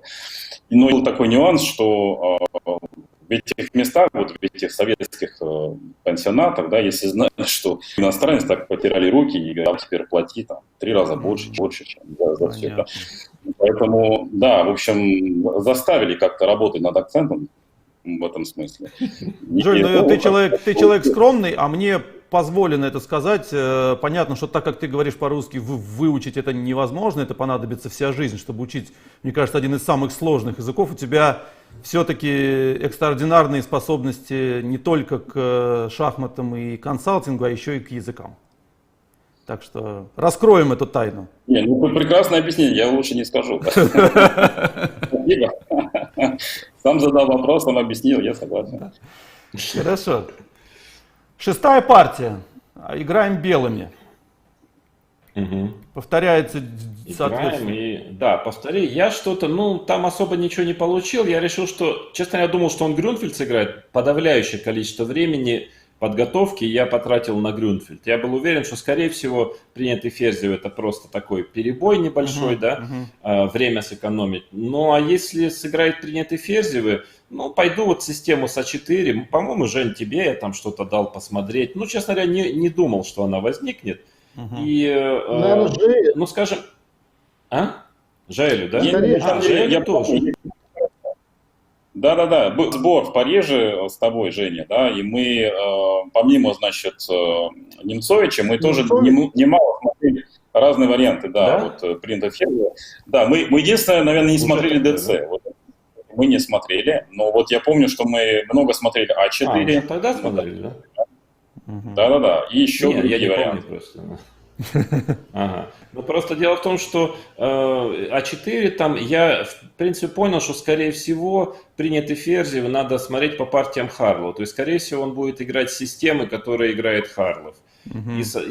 Соответственно, вот на А4 там много других неплохих систем у черных, но Харлов все время играл ЦД-ЕД, вот эту систему, которую Каспаров сыграл, и тут у меня была какая-то идея Мгм. небольшая. Мне как раз меньше нравились другие системы, а вот это я был готов играть, потому что эта идея была Жени, причем идея на самом деле, рокировка, какой-нибудь C3, какой-нибудь D5, да, это Мгм. большая теория, H4. Это на самом деле идея в 93-м Сейчас году, он ты мне быстрее. показал, Жень, эту идею. Мгм. Вот здесь, H4. 93-й год.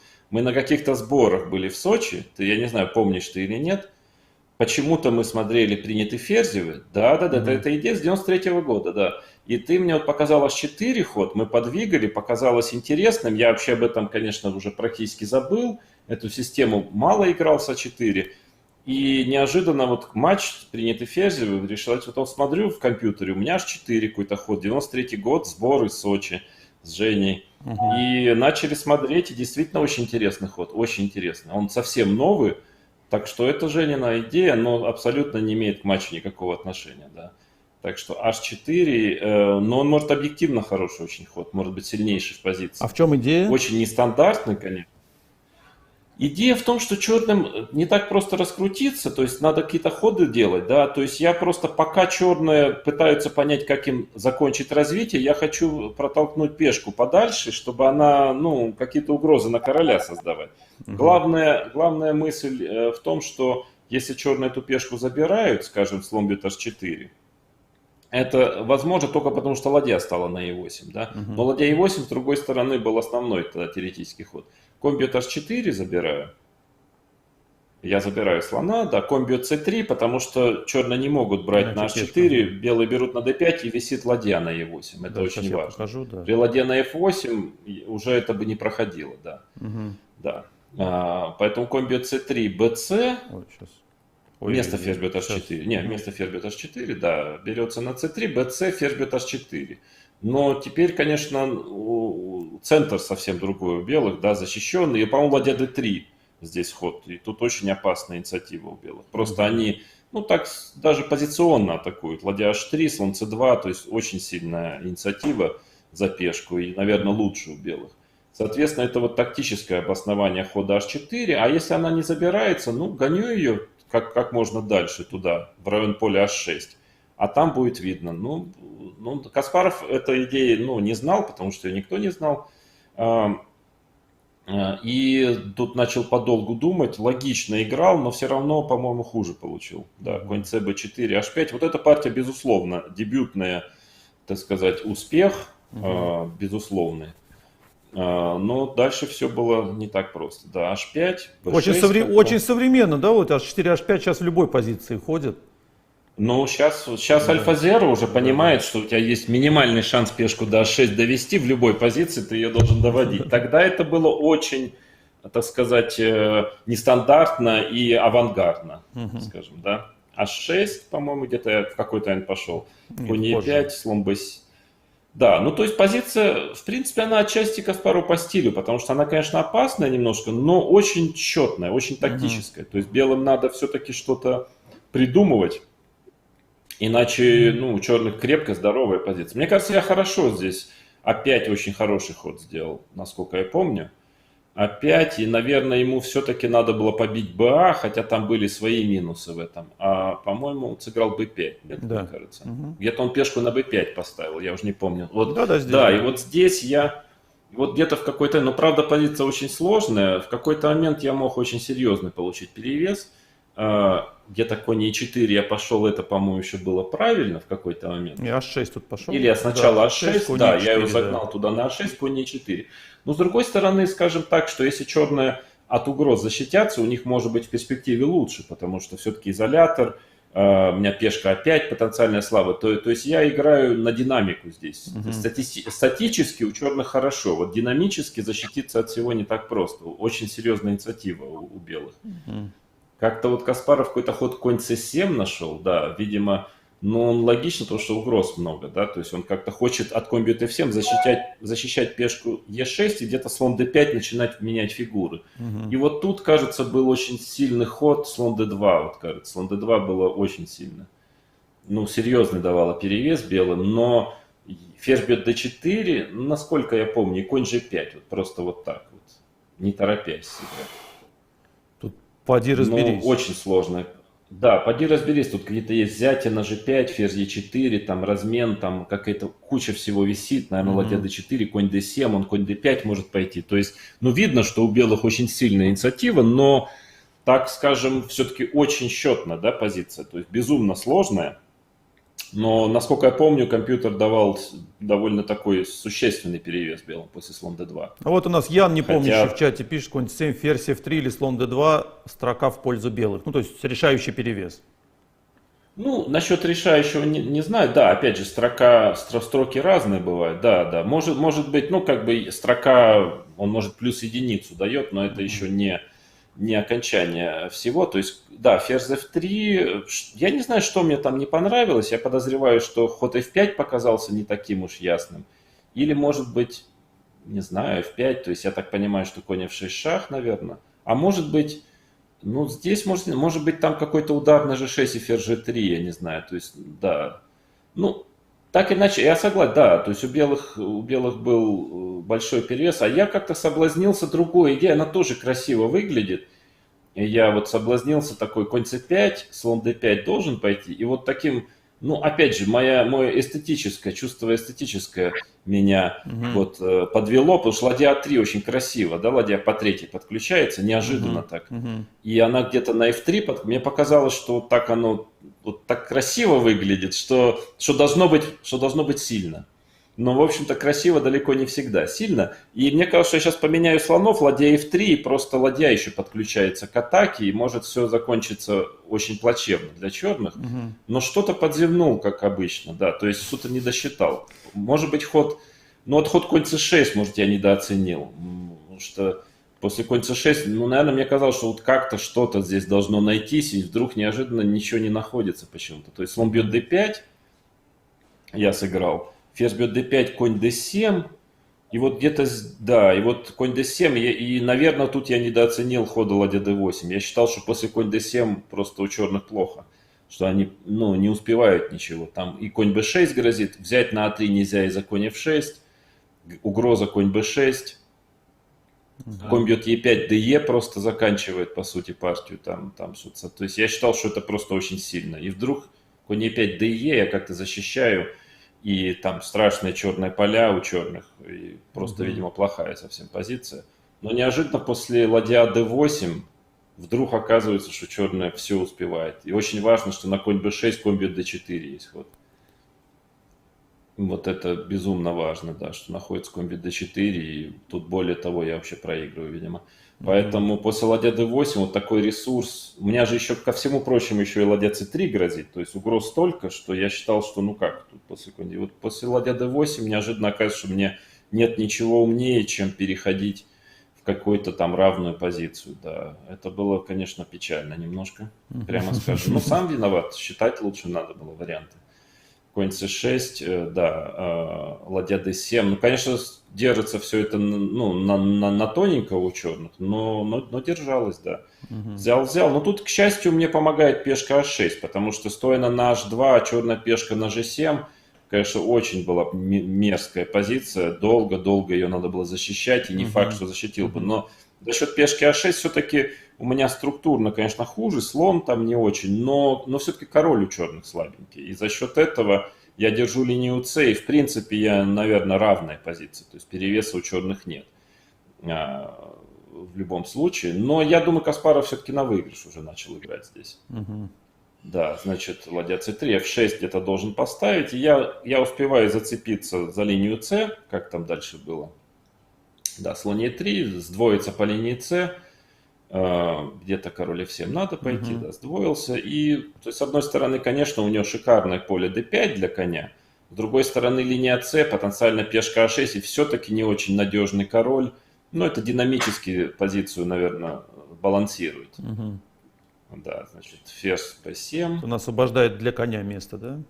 Да, освобождает, Ладья как C5, я конь там. D5. Тут какая-то вот была такая просто игра спокойная, то есть где-то уже контроль там приближался, да, 29-й по-моему, ход. да. Пока еще только 29-й, да. Ну, на самом деле, я так смотрю, то есть, нормально у белых.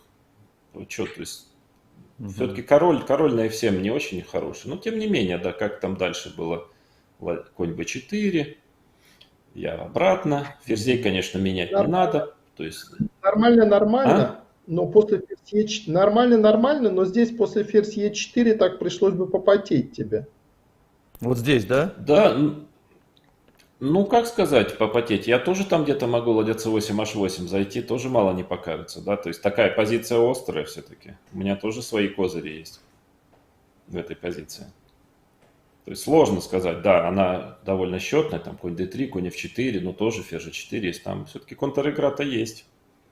То есть вроде бы компьютер, насколько я вот помню, он более-менее равенство пишет здесь. Довольно долго писал более-менее равенство. Да, то есть Каспаров ладья C7 пытается как-то от контр-игры защититься, да. Но тут что тут? То есть он хочет, в идеале понятно, да, что он хочет. Поменять все ладьи, поставить ферзь 6, коня на d5 и Выигрывать. счастье. Да? Но, конечно, кто ж даст? То есть слон f4. Получается, что он может поменять только ценой вот того, что я пешку на c5 получаю, и слона где-то потенциально хочу на d6. То есть, как там, e5, да, наверное, слона на d6 пускать, наверное, не надо. И ферзь d2, вот это очень точный ход, он его, по-моему, пропустил, недооценил. Ферзь d2, чтобы черные не успели как-то перестроиться по линии d, приходится что там ему как-то конем отступать. Да, и у меня врывается, по-моему, как-то ферзь и начинает какую-то контр-игру. То есть ферзь d5 шах, не даю ему расставить фигуры. Король f8, да, там как-то слон e3. То есть дело в том, что, опять же, у него... Что же? Может, ему стоило ферзь e4 пойти? Я говорю, может, ему стоило пойти ферзь e4 на ферзь d2, чтобы не пустить ферзя на d5. Ферзь e4, да, посмотрим. Но, по-моему, наверное, там какая-то была своя тактика, может быть, да, на ферзь e4. Слон Я не исключаю. E3, да, F3 потом. Ну, а теперь конь... Слон e... ну там f3, может быть, да? Может быть, ферзь на d6 тоже куда-то прорвется еще. Ферзь Ну и ферзь D6 d6 тоже. Тоже там порядок. Ферзь куда-то там прорывается, да. Да. Ну, то есть какие-то там тактические... Не, конечно, ферзь e4, понятно, он бы пошел, но все там не так просто было. Какие-то все тактически как-то все время я там цеплял его.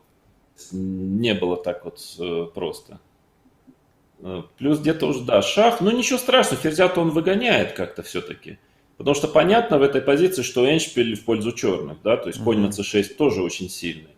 Но эндшпиль ему трудно получить. Все-таки у меня игра по линии d, и все-таки я на короля играю, да, в этой позиции. Ферзь d7, тут где-то цейтнот уже небольшой подошел, ферзь f3. Да, тоже важный ход, что я успеваю по линии d встать как-то. Что тут дальше? Король f7, ладья d1. e4, вот это очень важный ресурс, иначе совсем все было бы уже, наверное, тоскливо. e4, то есть он явно пропустил вот эту контр-игру какую-то. e4, значит, ферзь там e2, наверное. Но здесь я уже на выигрыш, конечно, начал играть. То есть, в принципе, наверное, ничего я мог сделать, даже взять на d7 и ладья d6, да, наверное. Ладья e6, ладья d7 я не рисковал, но я уже как бы начал сам на выигрыш играть. То есть это, наверное, просто ничья, да? Нет, вот брать не надо. Нет, ладья d6. После ладья b7, ef, ладья b7. на Е4, да, взял ферзя, ЕФ, ладья d6, ну и, возможно, ему, наверное, надо пойти ладья Е6, ладья d7 шах, ладья Е7 и повторение ходов. Наверное, так как-то. Но я уже на выигрыш играл, я думаю, в этой позиции. Поэтому я пошел ферзь Е2. Ферзь F5. Ферзь F5. Да, и как-то, наверное, ладью куда-то метнул на d6. Да, да. Где-то, а какой это ход или где-то в районе 40-го? Да, 39-й. Да, 39-й, да, ладья d6. То есть позиция, честно говоря, тут где-то ему уже немножко подвезло, потому что на вид очень опасная позиция у черных, но как-то она держится аккуратными ходами. Как он тут сыграл? Ладья E6. Ладья D7. Ну, здесь повторили, видимо, да, я повторил пройти. На всякий случай. Да, и после ладья E6 уже ферзь D1, по-моему, да, я уже не согласен на ничью теперь, потому что очевидно, что у меня вечный шах-то у меня всегда будет, и объективно позиция очень опасная у черных уже. Но там, тут дело в том, что очень такая компьютерная игра, очень сложно ее оценить, то есть, скажем так, даже если компьютер объективно ее считает ничейной или там равной, но, конечно, в практической игре понятно, что у черных серьезные сложности, потому что белые там какие-то атаку какую-то организуют на короля, а черные, в общем, должны аккуратно считать и защищаться. Но тут дальше, да, было очень интересное продолжение партии. G5. Не от хорошей жизни, конечно, G5 сделан ход, но, по-моему, не смог найти Каспаров ничего другого, потому что белые начинают там ладья D7, ферзь D6 заходить просто. То есть проблема у черных уже, по крайней мере, практически очень серьезная. Тут как-то я там повторил, по-моему, шах вернулся почему-то там. Потому что король F8, по-моему, было плохо по какой-то причине. Я так ловушку поставил. Король F7, значит. И опять продолжил. Ладья D7 шах, король G6. Это форсированный вариант. Король G6 уже приходится ходить. Да, и вот эта позиция возникла. Ладья G7, король бьет H6, ферзь D7. Но вот я помню, она очень, очень непростая для игры на 6 часу. После 5 часов такой очень напряженной схватки. Да, я помню, что очень странная позиция. Какой-то у черных здесь единственный ход был, это я помню. Как там сыграл Каспаров? Ладья E5. Ладья E5. Что грозит? Грозит ладья бьет H7 на данный момент и ферзь бьет E6. И потом забирают там весь ряд. То есть грозит вот это. Там на самом деле как-то у нее не получается. Конь Е5. Если конь Е5 пойти, что логично, что-то тут тоже у него не срасталось. Наверное, тоже просто ладья H7 и ферзь, да, и ферзь Е6, и пешка на А6 падает. Это плохо, да. Все висит. То есть вот этот вариант был очень длинный, форсированный. Ладья Е5, ферзь F7 и ладья D5. Это все было абсолютно форсировано. Да, ферзь F7 и ладья D5 какой-то ход. Ну, конечно, выглядит ужасно, но вот здесь я надолго задумался, насколько было время, и не угадал. Я идею поднял правильную, на самом деле сделал очень такой красивый ход, непростой. Я сыграл король H1 здесь. Очень такой мудреный ход. Действительно, он second best, как говорится, второй сильнейший. Но сильнее было, то есть позиция странная. На самом деле, после некоторых раздумий я понял, что на самом деле у черных цукцванг. То есть позиция неожиданно цукцванга у черных. И я начал думать, как ход передать в этой позиции. На самом деле не так просто, потому что она очень такая странная позиция, да, то есть ферзь F8 почему-то я не особо грожу. Может быть, даже из-за короля H5, я уже не помню, да, то есть, как ни странно, это не является большой угрозой ферзь F8. А может быть, даже, ты знаешь, может ладья D8 даже. Я не исключаю, что ладья D8... Не, ладья D8, слон G5. Не, наверное, ферзь F8, король H5. Да, вот это не являлось угрозой ферзь F8. И, наверное, ничего лучше, чем шах нет. А еще, глядишь, король на G4 убежит еще там. Ну, вряд ли, но все-таки. То есть, соответственно, да, ферзь на F7 стоит. Интересная позиция, потому что конечно, хочется пойти король H2. Это самый логичный метод передать ход, но тогда конь E5 находится ход. Это очень важно. И на G4, да? По-моему, конь E5, да, и на ферзь бьет D5, конь G4 шах, а на слон бьет G5 шах, да, конь G4 шах и ферзь бьет D5. Это строго единственный ход конь E5, а на слон бьет G5 шах после конь E5, FG, ферзь бьет F5, конь F3 шах. Вот такая вот напасть. И ничья тоже. Ферзь бьет F3, EF и ничья. И вот получается, что так-то король H2 сразу выигрывала. Хотелось пойти B3, я помню. В какой момент? После конь E5? Вот в этой позиции. Вот вот здесь. Нет, да? B3, вот здесь. Я думал B3. Но не нашел после B4 продолжение. B3, B4 темп не могу передать. Не могу передать темп, да? Там как-то любой другой ход, типа G3, снова конь E5 есть ход. То есть, или там что-то еще. То есть, ну, вот я в итоге думал и нашел король H1 ход неожиданный. Но на самом деле компьютер указывает, что выигрывала B4 здесь, именно B4. Мне просто как бы подспудно не хотелось сюда пешку ставить, потому что, ну, она висит, да. И главное, что после конь бьет B4 в этой вот я хотел спросить, а где выигрыш? Теперь уже могу, да, теперь уже это есть, потому что ферзь F8 как-то не выиграет. Но теперь король H2. Да, ферзь F8 почему-то не выиграет, король H5, наверное, и теперь король H2. Вот я до такой вот тонкости как-то не додумался. И вроде бы и темп у черных, и вроде выигрывают белые здесь. Есть G4. То есть, ну, на обычно... Ага. G4 Ну, идея. Да, G4, правда, да, там ферзь E5 шах, то есть тоже еще считать надо конь D3, какие-то шахи, ферзь E5, конь шахи, но как-то вот выигрывает. А вот куда, да, видимо, то есть там же по время под шахи попадаешь, ну, как бы... Нет, а куда? Ну, видимо, на конь D3. Понятно. Ну, скажем, конь D3, да? Сейчас, подождите. Я подозреваю, что уже вот здесь, конь D3, например, после короля H2, конь D3, может быть, теперь ферзь F8 уже, я не знаю. А если, или значит, может, G4, E5, да, получится G4, G4, G5. Да, ферзь король E5. G2. И, видимо, король G2, да, конь E1, король H3, да? Ну, или Да, E1, вот, наверное, как-то. угодно. Ну да, наверное, Шахов нет. это... Ну, в общем, короче говоря, не так все просто было, конечно, сложное было решение. Хотя король H1 тоже хороший ход, правда.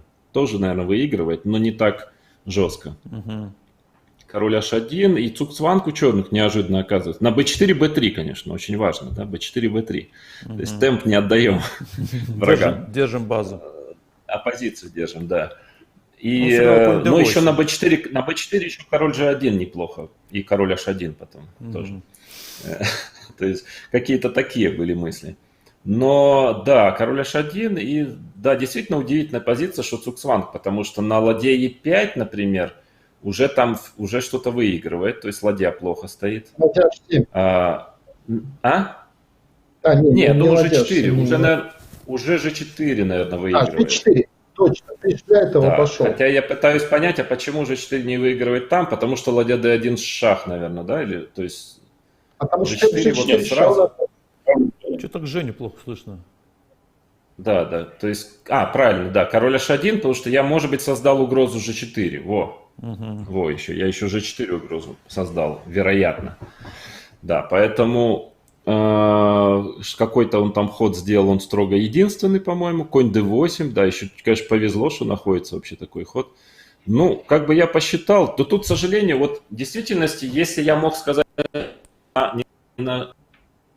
вот тогда бы выиграно было. При коне G1 это жестко выигрывало. Но, к сожалению, вот если у меня стоял бы он на H1 вместо G1, я вот ходом король G1 бы просто выиграл партию, наверное. Но, к сожалению, мне приходится делать ход какой-то, а вот не нашлось. Потому что при короле на H1, конечно, тоже близко к выигранному, но у него важнейший темп появляется. После конь D8, значит, мне приходится ходить ладья бьет H7 шах, ферзь бьет H7, ферзь бьет D5, и король G6 шах очень важный. Очень важный, ну, в какой, да, вот этот шах появляется. Это, конечно, важнейший шах. Но что делать? Ну, не нашлось хода, как передать, который, да. И король G1, ферзь E7, да, кажется? Ферзь C7. Он как-то, ферзь C7, он как-то консолидируется. Хотя, конечно, у белых должно быть выиграно. Но снова то же самое, что четвертая партия примерно. То есть 7-й час, усталость. И я вот решил выиграть форсированно.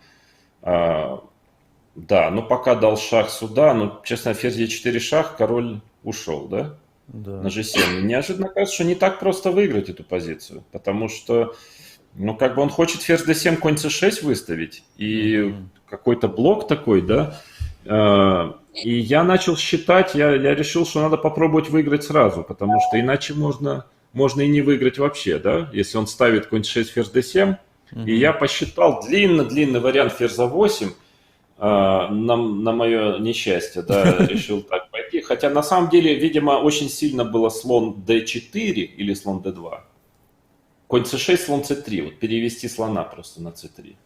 Я, конечно, видел это, но все-таки, это еще не выигрыш, да, то есть слон, конечно, хорошо стоит на c3, но, скажем, это действительно не то, чтобы это выигрывает, да, это просто, скажем, наверное, дает большие шансы на выигрыш, но как-то вот жалко было, хотелось выиграть сразу.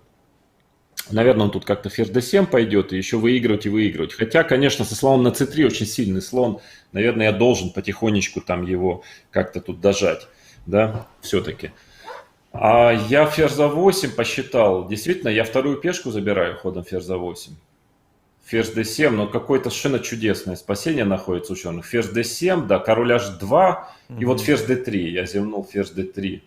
Может, да, очень странный ход, то есть кажется, что ферзь d3. Но, видимо, здесь уже нет выигрыша после ферзь d3. g3 он успевает как-то конь f7, он должен, то есть, я считал пешку a6 я забираю, но уж как-нибудь, да, с пешкой a6. Но, уже две лишние там, вроде бы, что там, а неожиданно пешка c бежит, не успеваю, он успевает вечный шах. Успевает дать вечный шах везде. Король g6, ферзь бьет a6, конь e5. Как-то, видимо, я тут считал, что как-нибудь там ферзя на диагональ поставлю, выиграю. Нет, просто темп в темп. Какое-то чудесное спасение находится после ферзь. А Володь, а g3 обязательно ходить? Да, к сожалению, потому что он грозит вечным шахом. Ферзь h7, ферзь b1, а на король g3 ферзь h4. Вот проблема в том, что, например, на ферзь бьет a6, или какой-то другой там ход, да, у него находится вот этот ферзь h7 шах, безумная. И если король g1, ферзь b1, конечно, да, вечный шах. А если король g3, то находится ферзь h4 шах, король f3, по-моему, f5 даже здесь. И неожиданно вечный шах снова. Ферзь g4 шах грозит, там вечный шах везде, да. Я потом проверил, нет, уже нет выигрыша. Совершенно удивительно. Вот ферзь d3 я, конечно, пропустил. Я считал, что, все считал, все видел, но вот ферзь d3 никак не мог поверить, что такой ход может спасать, но он спасает. Ферзь d3 и дальше форсировано. g3, конь f7, ферзь b7, король 6, ферзь a6, конь e5 и две лишние пешки, уже казалось бы, да. И тут еще шах, король h3, ферзь f5. Строго единственный ход, иначе выигрывают белые. Но, к сожалению, после ферзь f5 я не могу от вечного шаха защититься, да. То есть должен сам давать вечный шах. Вот такая партия, безумно напряженная. Это можно назвать разочарованием, Жень, такую партию? Не выиграть? Да, можно. Особенно если вторая подряд такая. В один ход ты мог выиграть, и ты мог в один ход выиграть форсированно, а мог еще в дебюте один раз, значит, в эндшпиле один раз.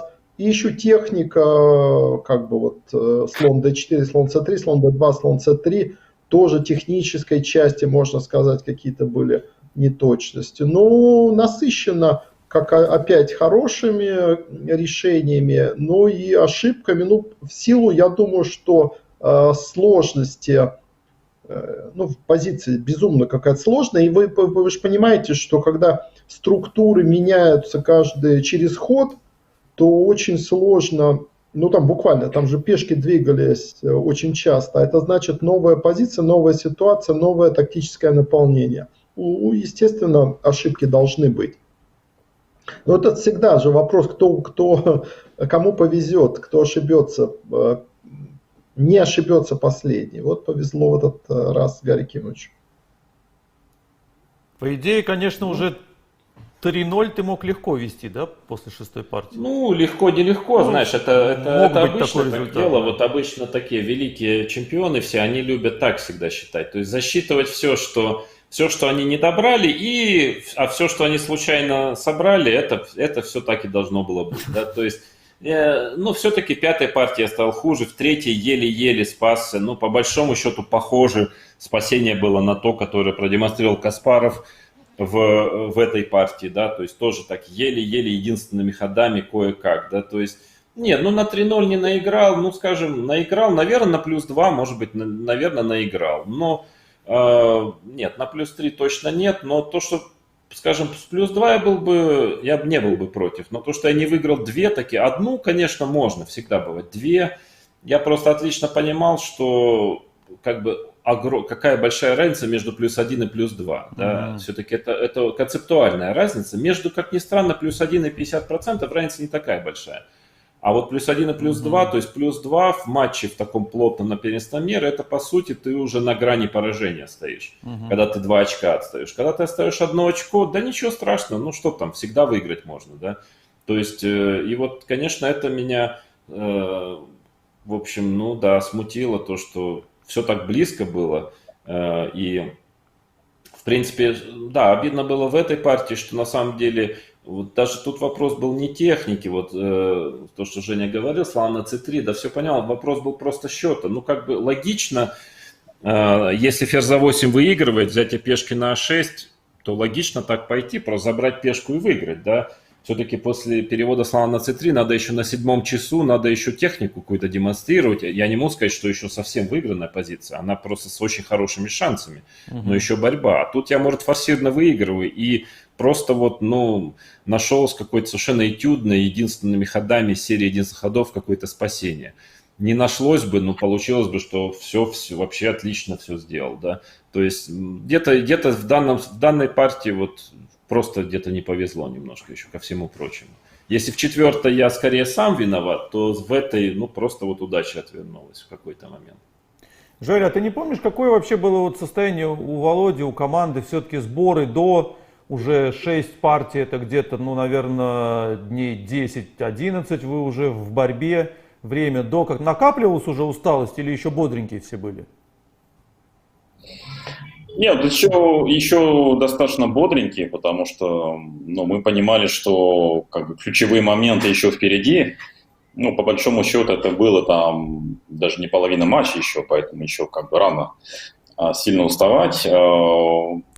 Накопилась, может быть, некая фрустрация, да, потому что мы видели, что, ну, особенно как бы для нас, секундантов, потому что любая победа вот, и получение там уже такого счета, как 2:0, да, это было бы уже, ну, очень сильное давление на Каспарова. То есть нам просто очень хотелось уже быть в этой ситуации.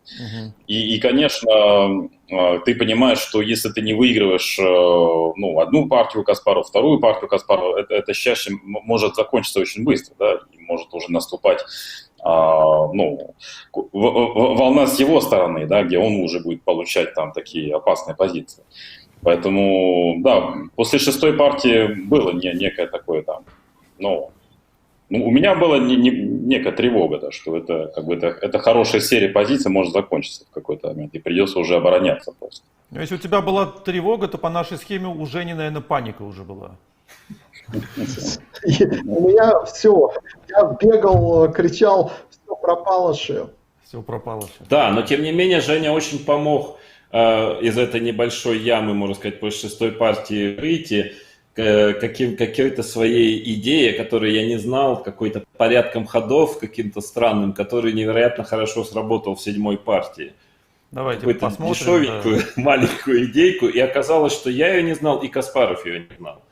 Да, вот c5, конь f3, конь f6, d4, cd, конь bd4.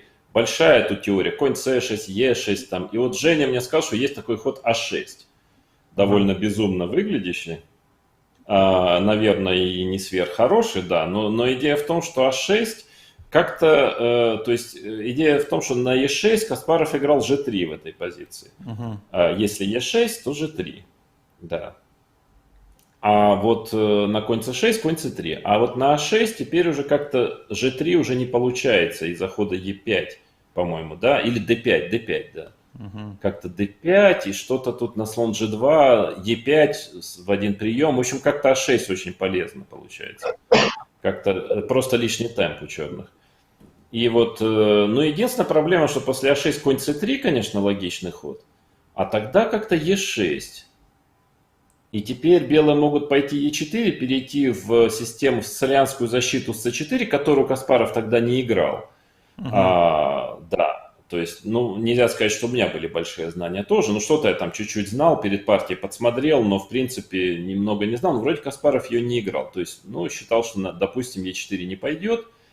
А если белые ходят G3, да, то здесь уже при коне на C3, как он и сыграл, по-моему, да? При коне на C3 есть ход ферзь C7. И как-то теперь единственный шанс, чтобы играть на выигрыш белыми, надо жертвовать эту пешку C4 ходом слон G2. Но как-то так было, что именно эту позицию Каспаров в своем репертуаре не играл. Он как-то коня на c3 не выводил. То есть я таким образом как-то ходом вот этим А6, мне Женя рассказал, что где-то там в Дворце пионеров там его или в интернате, что его там научил какой-то мастера, что есть такой ход. И вот примерно так, да. И я об этом не знал, Каспаров не знал. В общем, как мастера оказался сильным. Толковым человеком. Тренером. Да, да. И я сыграл А6, Каспаров сразу... Вот, Володь, вот что такое, вот теперь я понял, вот это называется советская шахматная школа. Кандидат в мастера во Дворце пионеров, и вот как бы эта тонкая, оказывается, идея, вполне достаточная, чтобы сделать ничью черными с Каспаровым в матче на первенство мира. Да, но вот Каспаров, тут, конечно, в этой партии он очень, ну, явно сказалось его вот это... скажем, неуверенность, которую он уже начал, видимо, чувствовать, что он не готов был играть с листа какие-то острые позиции сложные. Да? Он хотел получить, он, конечно, хотел получить острую сложную игру, но хотел получить ту, которую он анализировал. Да? Потому что в реальности, конечно, конь c3, я пошел e6, но в реальности можно играть и e4, и после g3 пешку отдавать можно. Да? Он все-таки пошел g3, я сыграл ферзь c7. Ну, в принципе, слон G2 можно было отдать пешку. Кстати, это очень опасно. Объективно, еле-еле, кажется, там черные держатся. Много партий было после этого на эту тему. Нельзя сказать, что я там как-то безумно был готов сильно. Ну, так что-то посмотрел. Но он думал и не решился все-таки. Не решился отдавать. Сыграл ферзь D3, но это как бы совсем беззубый ход, потому что теперь следует конь C6. И проблема в том, что приходится, грозит конь e5, приходится как-то бить на c6, по-моему, сразу, да, и после dc, ну, просто равная позиция, да, никаких проблем. То есть тут слон g2, e5, просто, тут ты выставил... ну, симметричная, равная позиция, даже у черных, ну, не то, что поприятнее, но уж точно, ну, никаких проблем. То есть как-то слон g2, что там было, e5, и что дальше? Тут недолго партия продолжалась. Нет, вот она уже и закончилась, да. Да, и тут сыграл Каспаров конь А4 и предложил ничью в этот момент. Ну, конечно, ничего нет у белых абсолютно. С другой стороны, у меня было намного больше времени, минут 40 лишних в этот момент. И я видел, как Каспаров был, ну, недоволен всем, что произошло на данный момент. Да? То есть явно, что ну, вот он ужасно дебют разыграл, ничего не получил, время потратил. С одной стороны... Конечно, я подумал отказаться, хотя объективных причин нет ни малейших отказаться от ничей, ну просто равная позиция абсолютно. А с другой стороны, я вот посидел, чуть подумал, и я понял по своему опыту, что допустим, я откажусь, допустим, будем играть, ну, скорее всего, ничья все равно произойдет, как-то это будет, осадок будет не такой. Как сделать ничью там в 12 ходов белыми, да? То есть это ужасно неприятный осадок, когда ты белыми вот просто вышел и на глазах, так сказать, у всего мира и твоего соперника просто на 12-м ходу предложил ничью, да? И я как-то думал, решил, что психологически это будет, наверное, более неприятно Каспару, что, скорее всего, партия все равно ничью завершится, скорее всего. А вот так белыми в 12 ходов матч на первенство мира ничью сделать, когда ты -1 еще проигрываешь, да. И я в итоге согласился именно из-за этих соображений, хотя в целом как бы иначе я, может быть, еще поиграл бы, именно учитывая вот эти обстоятельства, не позицию объективно позиция, конечно, ничего у черных нет, никакого перевеса. Но, в общем, очень хорошо партия закончилась, мне очень понравилось, Женю поблагодарили. Кусок торта, наверное, лишний дали Жене. На час отсыпаться отправили. Да. Дали поспать, может, лишние 2 часа, но... А к этому моменту какой... Володь, а ты как-то вот ощущал энергетику вот Гарри Кимовича? Имеется в виду вот не стандартные эти разговоры, что он там такой грозный за доской, а вот как он себя чувствовал во время матча? Как вот, это же первый твой матч такой длинный был, и матч с Каспаровым, первый такой длинный матч на первенстве мира. Ты как-то начал вот к этому моменту, может, ты помнишь уже, чувствовать вот, что между вами как бы происходит? Инициативу у кого, вот как бы, или это тебя не сильно волновали Ну, этой ты поэзии? чувствуешь, да, конечно, ты чувствуешь. То есть я чувствовал ну, то, что уверенность совсем не на том уровне у него, на котором обычно. Мгм. То есть я чувствовал, что он очень осторожно играет, он очень как бы боится проиграть еще одну партию. Это было видно, что как бы, то есть потому что он понимает, что еще одно поражение, оно уже будет, ну, возможно, фатальным или, по крайней мере, на грани его ставит выживания. И это видно было, что вот он с одной стороны, он понимает, что надо играть остро, и вообще он боец, конечно, колоссальный. Но вот даже по этой партии даже пожертвовать пешку за очевидно, нормальную инициативу, вполне игровую, вот он уже как-то вот... Если бы, например, был бы счет 50%, я, кстати, думаю, он бы, наверное, пожертвовал. А вот -1, вдруг что-то не так, -2 уже на грани стоит. И вот это его... Это я чувствовал, да, и то, что вот этой уверенности, конечно, не было. И то, что начала какая-то усталость накатывать, как бы... Это, ну, это, наверное, скорее дальше, уже где-то в районе 10-й партии, но тем не менее, как бы это... Но он тоже, наверное, что-то чувствовал по мне, я подозреваю. А в целом, так иначе, я особо не смотрел на...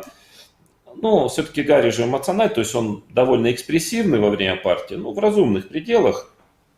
Но на всякий случай я как-то уже до матча решил, что не буду особо внимания обращать. И, по сути, я даже не смотрел на него во время партии. То есть как-то, ну, так иногда краем глаза случайно, да, что называется, пробегал, но в целом пытался не обращать внимания, вообще не смотреть и на его реакции. Поэтому, с одной стороны, может, это где-то минус, в том, что, может быть, вот не видел каких-то вещей, которые, да, вот как Жаэль говорил в 4-й партии, может, просто не заметил, потому что не смотрел. А с другой стороны, не отвлекало это тоже. Понятно. Хорошо, но дальше начинаются трудности настоящие. Ну, недолго. Недолго, это правда, но все же, интригу я должен какую-то добавить. 8-я партия была трудна. Я помню, это была суббота. Вот бывает такое в матче, ну, наверное, всегда в турнирах. Вот я почему-то вот совершенно не в своей тарелке в этот день был. Да, вот проснулся какой-то нервный, какой-то напряженный, вообще без всякой причины. Была прекрасная 7-я партия, которой я не затратил сил. Потом был выходной. То есть белый цвет, вообще все хорошо. Но вот бывает, встаешь, что называется, не с той ноги, то ли предчувствие, то ли тяжелой партии, то ли что-то еще. Но я помню, я вышел на партию, уже был какой-то взвинченный, нервный почему-то. И партия сложилась крайне тяжело. Да? То есть, значит, Каспаров в итоге сыграл защиту Немцовича. Ну вот первое, например, странное решение. Конь c3 я сыграл так, как и намечал. Слон b4. Мы готовили e3. Почему-то я решил пойти ферзь c2. Не ожидал защиты Немцовича? Ну, не то, что не ожидал. То есть я ожидал, но не знал, когда будет. Все-таки я думал, что, скорее всего, 2 дебютами это ограничится. Или принят, или он к Грюнфельду вернется. Немцович, в принципе, я намечал e3, но не думал, что в этой партии, честно говоря. И я решил, что я так посидел, в общем, какое-то состояние у меня сегодня не очень хорошее. Пойду ферзь c2, там без риска везде игра, надежная. Как бы я блестяще знаю этот вариант, кучу партий играл. Ну, чуть-чуть подавлю без риска, не получится, сделаю ничью, а уже в следующей уже пойду e3, там, повторю хорошо, да, там, все повторю. И вот, ну, такое было решение. Оно, в принципе, адекватное, но нарвался на очень мощную новинку в этой партии, очень мощная новинка. То есть этот вариант, он еще сыграл такой самый классический вариант, ну совсем без риска белые, то есть f3, где-то там d5 черный ходит после a6, вот это была табия. Я сам так много партий играл черными в том числе. То есть e3, вот как-то там хоть бы d7, cd, то есть черные должны аккуратно в этом эндшпиле конь бьет d5, иначе хуже. И вот этот эндшпиль, где аккуратной игрой черные должны уравнивать. Я, кстати, там выиграл у Адамса, здесь выиграл партию, у Лека выиграл тоже. То есть черными сам испытывал проблемы какие-то. То есть такой эндшпиль считалось, что черные очень точно, очень аккуратно должны играть. И, в общем, ну, ни малейшего риска нет, белые. То есть, ну, в принципе, все отлично. И вдруг меня ждал такой крайне неприятный сюрприз. Слон f25. И здесь ходили конь Е2, например, в том числе, да, слон Б5. Не, тут как-то Е4. Потом я сам играл Е4, кстати, по-моему, да, выиграл у Лека, по-моему, так, белыми. Ну, то белые без риска стоят тоже здесь. Но, правда, наверное, черный уравнивает. А тогда вот считалось, что слон, по-моему, да, как это, слон Да. Б5, что ли, да? Да, вот считалось, что это самое точное, слон Б5. И, кстати, Каспаров со мной так сам играл в быстрые шахматы белыми. И получал какое-то давление. То есть слон b5, как-то там ладья d8 ходили. И Да. e4. То есть вот такая идея, чтобы пропустить слона, и e4, да, кажется? Да, Да, и на да. конь f4 здесь ходили. И на конь f4 конь e2 есть ход. Это очень важно. Конь e2, и на конь bg2 шах король f1 ловится конь, а после размена коней белые двух слонов имеют и как бы без риска давят. Да, немножко. Поэтому черные отступали конь e7, по-моему, в этой позиции. Большая теория, и кое-как там черные то уравнивали, то не уравнивали. Я сам вот так играл с Каспаровым. Поэтому был очень доволен развитием дебютным, так сказать, ситуации. Тут получил конь c7, блестящая совершенно новинка. Слон бьет d7, конечно, проблема в том, что, ну, слон бьет d7, ладья бьет d7, dc, пешку теряют, да, черные. И f5 неожиданно. Неожиданно f5, и я засел. То есть я понял, что, ну, как бы как. Честно говоря, нет ощущения, что есть особый риск проиграть здесь. Но понял, что немножко так попал на разработку какую-то. И начал, чем дольше я думал, тем меньше мне все это нравилось. Сначала я искал перевес какой-то, хотя бы без риска получше. Потом я начал искать четкую ничью. Тоже не нашел. Не нашел да? ее. Ну, как бы такой четкой, чтобы сразу все, да, А в чем тут уйти. суть Я понял, позиции, Володь? В чем вот как бы суть позиции, опасность? что, ну, вот как-то развития не хватает. И очень черно как бы долбают по центру, отдают одну, а там где-то и вторую при случае пешку. И они играют на развитие и вот оживляют своего слона. То есть главная проблема этой позиции — это вот тот слон, который в четвертой партии, о котором я рассказывал, да, ограниченный пешками f3 и e4, и который потом часто очень долго входил в игру. А иногда и ему это и не удавалось войти в игру. А вот ходом f5 он просто успевает подорвать цепь и на самом деле играет как Миттельшпиле эту позицию, то есть жертва пешки, но все-таки в эндшпиле жертва пешки редко, вот такая, да, за инициативу, редко все-таки проходит. И оказывается, что все срастается, и, в общем, ну, надо как-то очень быстро ничью белыми делать здесь. Я очень тут серьезно задумался, может, там, я не помню, может, под час думал, потому что, как бы, вот, что-то я хотел потом уже форсировать просто ничью, ну, совсем так просто, но я и форсировать не нашел как, ну, так, чтобы совсем просто. Неожиданно оказывается, что у черных очень сильная инициатива, то есть позиция, конечно, равная, наверное, но все-таки соперник за доской, соперник ее дома смотрел, я за доской должен играть. Позиция очень в стиле Каспарова, то есть инициатива, он ее здорово развивал, то есть, в общем, попал, конечно, вот где не ждал. Уж в этом эндшпиле совсем не ждал того, что какие-то вообще могут быть проблемы с точки зрения, как бы, того, что у меня хуже может стать. Вот уж где не ожидал, так здесь.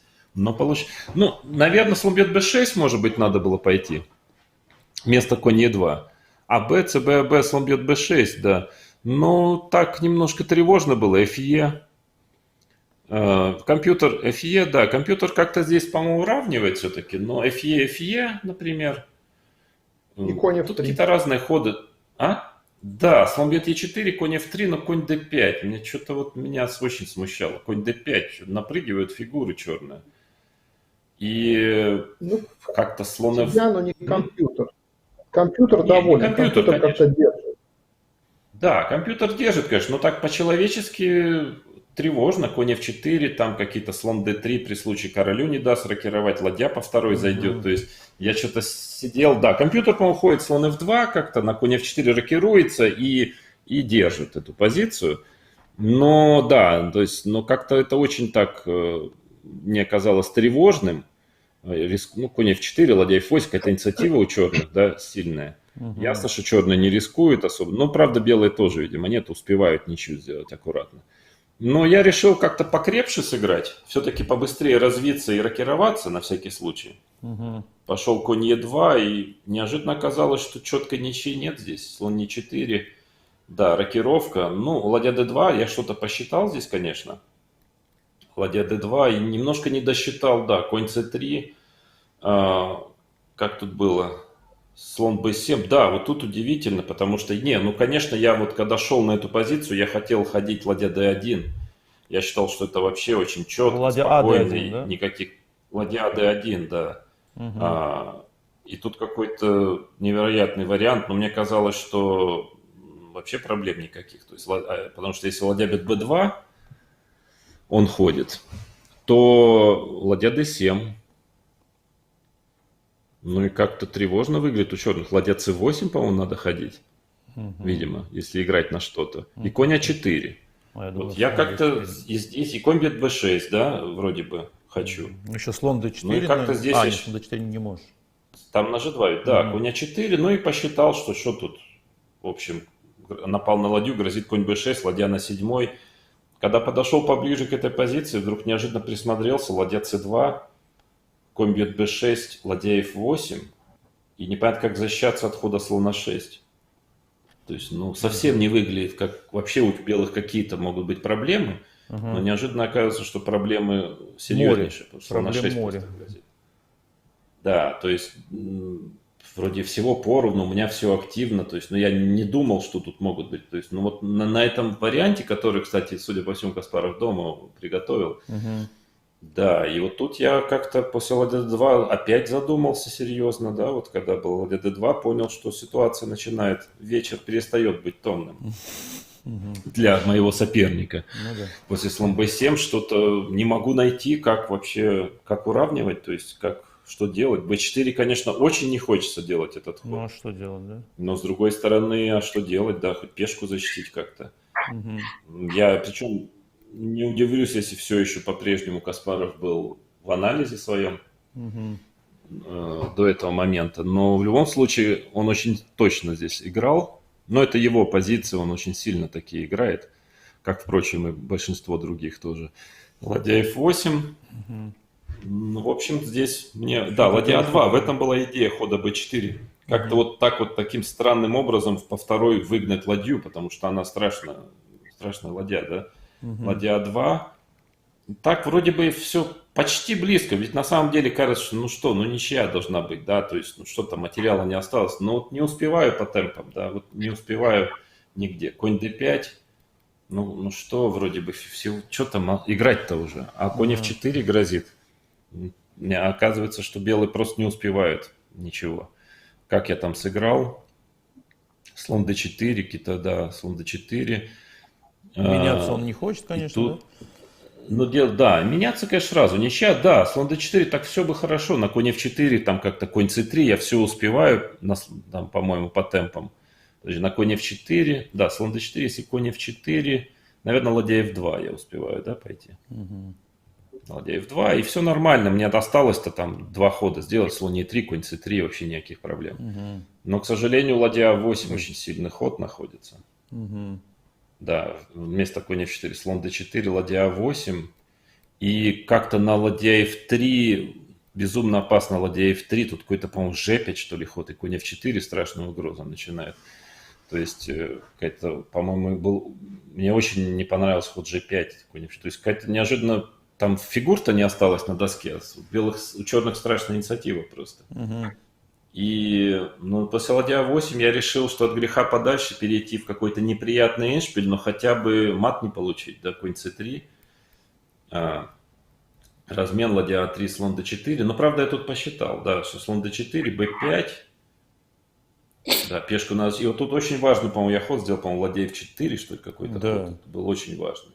Да, вот на этом, иначе, конечно, было бы очень тяжело, от ладья f4 я издалека заметил, что как-то неожиданно я начинаю грозить ладья g4, h4, да.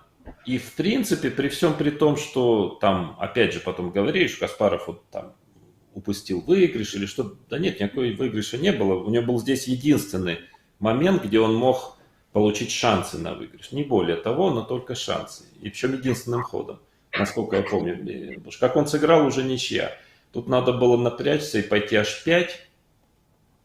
Что, H5. конечно, не так просто сделать, не очень хочется ходить H5, да. То есть идея была G4 теперь пойти, моя. То есть мне надо контр-игру создать. Если он стабилизирует позицию, то будет тяжело, конечно. G4 и как-то H4, по-моему, здесь он должен пойти. G5, я этот вариант считал, да, G5. Теперь как-то H3 не получается, там G6, что ли. То есть он должен ходить как-то ладья 2. Да, это как не получалось, там ничего хорошего не было. Ладья 2, и получался вот такой эндшпиль. Ладья бьет H4.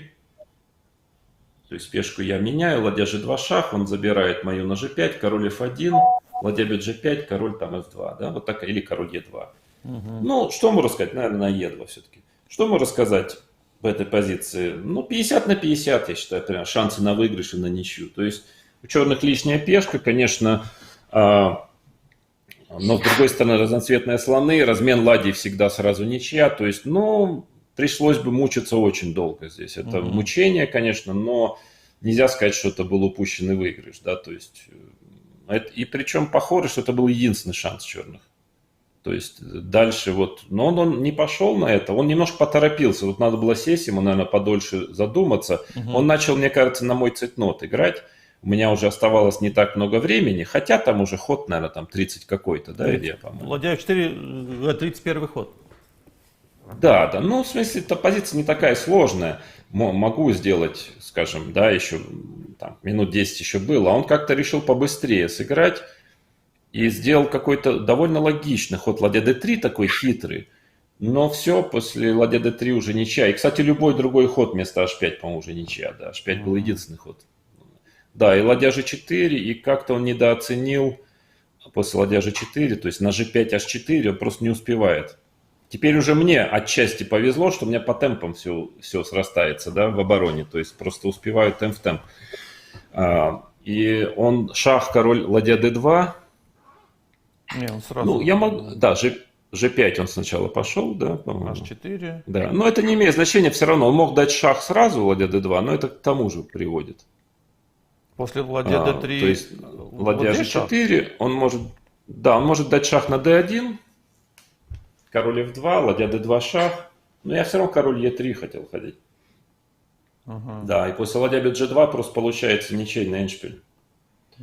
Потому что этот известный вот заборчик. То есть у черных в теории он выигран, потому что две пешки проходные, но на практике король просто не проходит. Я как бы забор слоном по диагонали ставлю, и король не в состоянии пройти этот забор. Ну, что мы увидим позже. Соответственно, тут, я думаю, Каспаров уже осознал, что не получается, да, то есть ладья G4, поэтому пока G5 сыграл, H4, как-то король F7, но не получается у него по темпу, потому что HG, и именно король F2, и он как-то там получается так, что на король G6 очень важно, да, что если король G6, то, по-моему, король E2 у меня еще ход дополнительный. Чтобы не дать ему слон E3, ладья D5, еще как-то он. А вот король E2 и слон E3 я просто пешку забираю. То есть, ну, в смысле, вынуждаю его к этому эндшпилю ничейному. И получилось так, что да, что он, как он сыграл тут ладья D2 шах. Ну, то есть вот в этой позиции, да, ладья D2 шах, король E3, ладья бьет G2, размен, и после слон E5 он начал тут... да, я пошел слон Е5. И все. Или, да. И он начал очень сокрушенно тут качать головой. Мне показалось, что он только тут полностью осознал, что просто не проходит король у него. То есть, если у него король на c4 прошел, то выиграно, наверное, да, у черных. Но просто не проходит. Я могу показать идею, что как я слоном стою по диагонали, как только он ставит, ну, допустим, на b8, да, если у него король на c6, то я короля на d4 ставлю, он не проходит. Например, если король пытается пройти на c4, да? А если, да, а если он проходит через f5 куда-нибудь, ну, то есть, допустим, как-то так, король d7, там слон e5, то есть, если он через c6, король 6, король d4, да, и он не проходит за счет пешки b5, нет поля b5, то есть, он с этой стороны не может пройти. Соответственно, пошли назад, король d7, да, то есть, если он пытается с этой стороны идти, после слон e5, король g6, не, король g6, в другую сторону. Король g6. Да, если он идет в эту сторону, то тоже не проходит, ну, допустим, слон b8, король f5, например, да, и король d4. король d4, и неожиданно оказывается, что им, то есть, скажем, там g4, слон g3, просто король не проходит. А на король g4, скажем, да, то есть слон g3, просто я стою слоном, и он просто не проходит. А король g4, я успел король e3, как-то король g4, король e3. Если он стоит слоном, я тоже стою слоном. Как только он ходит король f5, я хожу король d4, не даю пойти e5, а как только король h3, я король f2. И получается, что он просто вот, я его так вот преследую, да, как защитник там, как защитник по флангу нападающего, да, и мяч в угловой выбиваю, да, не даю навесить ему. То есть и вот таким вот получается, что несмотря на 2 лишние пешки, позиция ничейная. Он, да, сокрушенно очень качал головой, но предложил ничью, понял, что ничья. После чего на пресс-конференции сказал, что у него было выиграно, он опустил форсированный выигрыш. Но это на эмоциях, я понимаю. Я сказал, что я форсированного выигрыша не видел, но проблемы были. В общем, с одной стороны, в принципе, я, наверное, неплохо в некоторой степени защищался. Но с другой стороны, где-то вот повезло, пронесло, можно сказать, немножко. Да. Могло закончиться все намного хуже в этой партии. А не было ощущения, Жоэль, что матч пошел по другому сценарию? Вот ты свою, как бы Володя не выиграл 2, ну не скажем выиграны, позиции с большим перевесом, некоторые форсированно выиграны, и тут вот Каспаров перехватывает, начинает играть в свою игру. Не помнишь, какие были? Ну, особенно могло появиться такое впечатление, потому что впервые мы попали в его подготовку, да, как раз вот к 8-й партии он наконец смог продемонстрировать одну новинку сильную, вот, после которого, конечно, да, было непросто. Это был, наверное, самый напряженный момент, мне кажется, у нас как бы в нашей команде, потому что я помню, что Володя был недоволен после этой партии. Хотя, собственно, никто ему не говорил, что надо играть ферзь c2 на Немцович. В общем, мы готовили e3. Но, в общем-то, надо было на кого-то, в общем-то, оторваться. В общем, нам было сказано, что надо доработать что-то. Что-то надо доработать. Консерватория. Не, ну я помню, Жаль, извини, я тебя перебью. Я причину назову. Нет, причина была. Хотя, может, то есть причина была в том, что я, кстати, сейчас вспомнил, когда ты это сказал, я вспомнил, почему я пошел в ферзь c2, потому что в e3 там какие-то были проблемы, которые как-то вам не удалось решить, и я вот, ну, к тому моменту, и вот как-то, то есть вы мне показали, мне не понравилась там позиция какая-то, да, и вот поэтому, хотя, может быть, я был неправ, да, может, и неправильно, но вот я поэтому как-то вот на ферзь c2 пошел, мне показалось, что недоработано еще e3 до конца. Ну и, конечно, так сказать, после партии надо же на ком-то выместить злобу. Ну, ничего такого страшного не было, просто сказал, что, ну, работать не умеете. Что правда, да, Жень? Да, и за ваший ход побороться за равенство после 10-го хода белыми, в общем, ну и так далее, в общем. Ну, нормально, подбодрил, в общем, команду.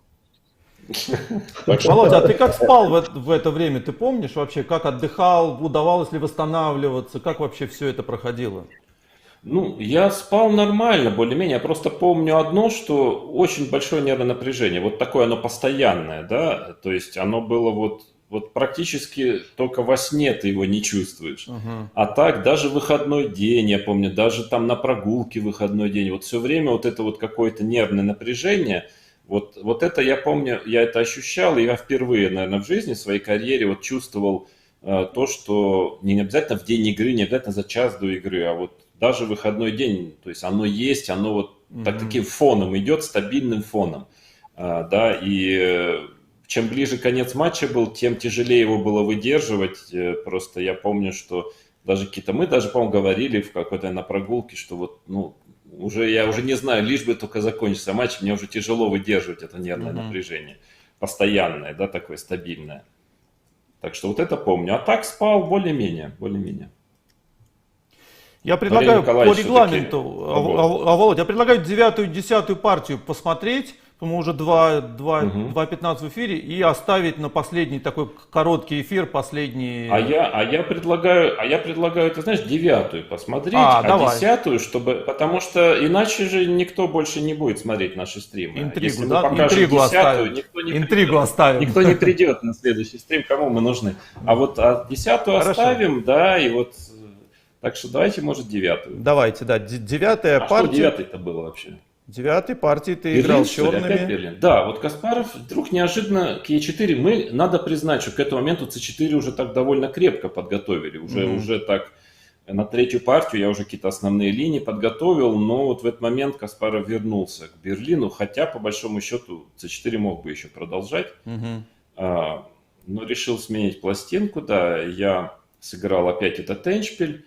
И мы, по-моему, уже начали готовить, когда к 5-й, к 7-й партии, где Каспаров играл С4, мы как-то уже решили сменить пластинку короля все-таки в другую сторону, отправлять на Е8, благо тоже там все было не так уж просто. И я решил все-таки не повторять король С8, по-моему, я пошел король Е8, да, здесь сразу. Конь С3, не, H6 вот. Да, ну на пока 6, там есть свои нюансы, не принципиально. Он ладья d1 шах, нет, да, правильно, ладья d1 шах, король Е8, да. И H3, видимо, было сыграно. Я какой-то ход А5 сделал. Ну, не сверх хороший ход. Ну, он имеет смысл, так играли иногда, да, но главное, конечно, был смысл, что ход редкий, что Каспаров его глубоко, наверное, не смотрел. Но хотя он его смотрел, он, в общем-то, отреагировал очень неплохо. Ну, да, слон F4,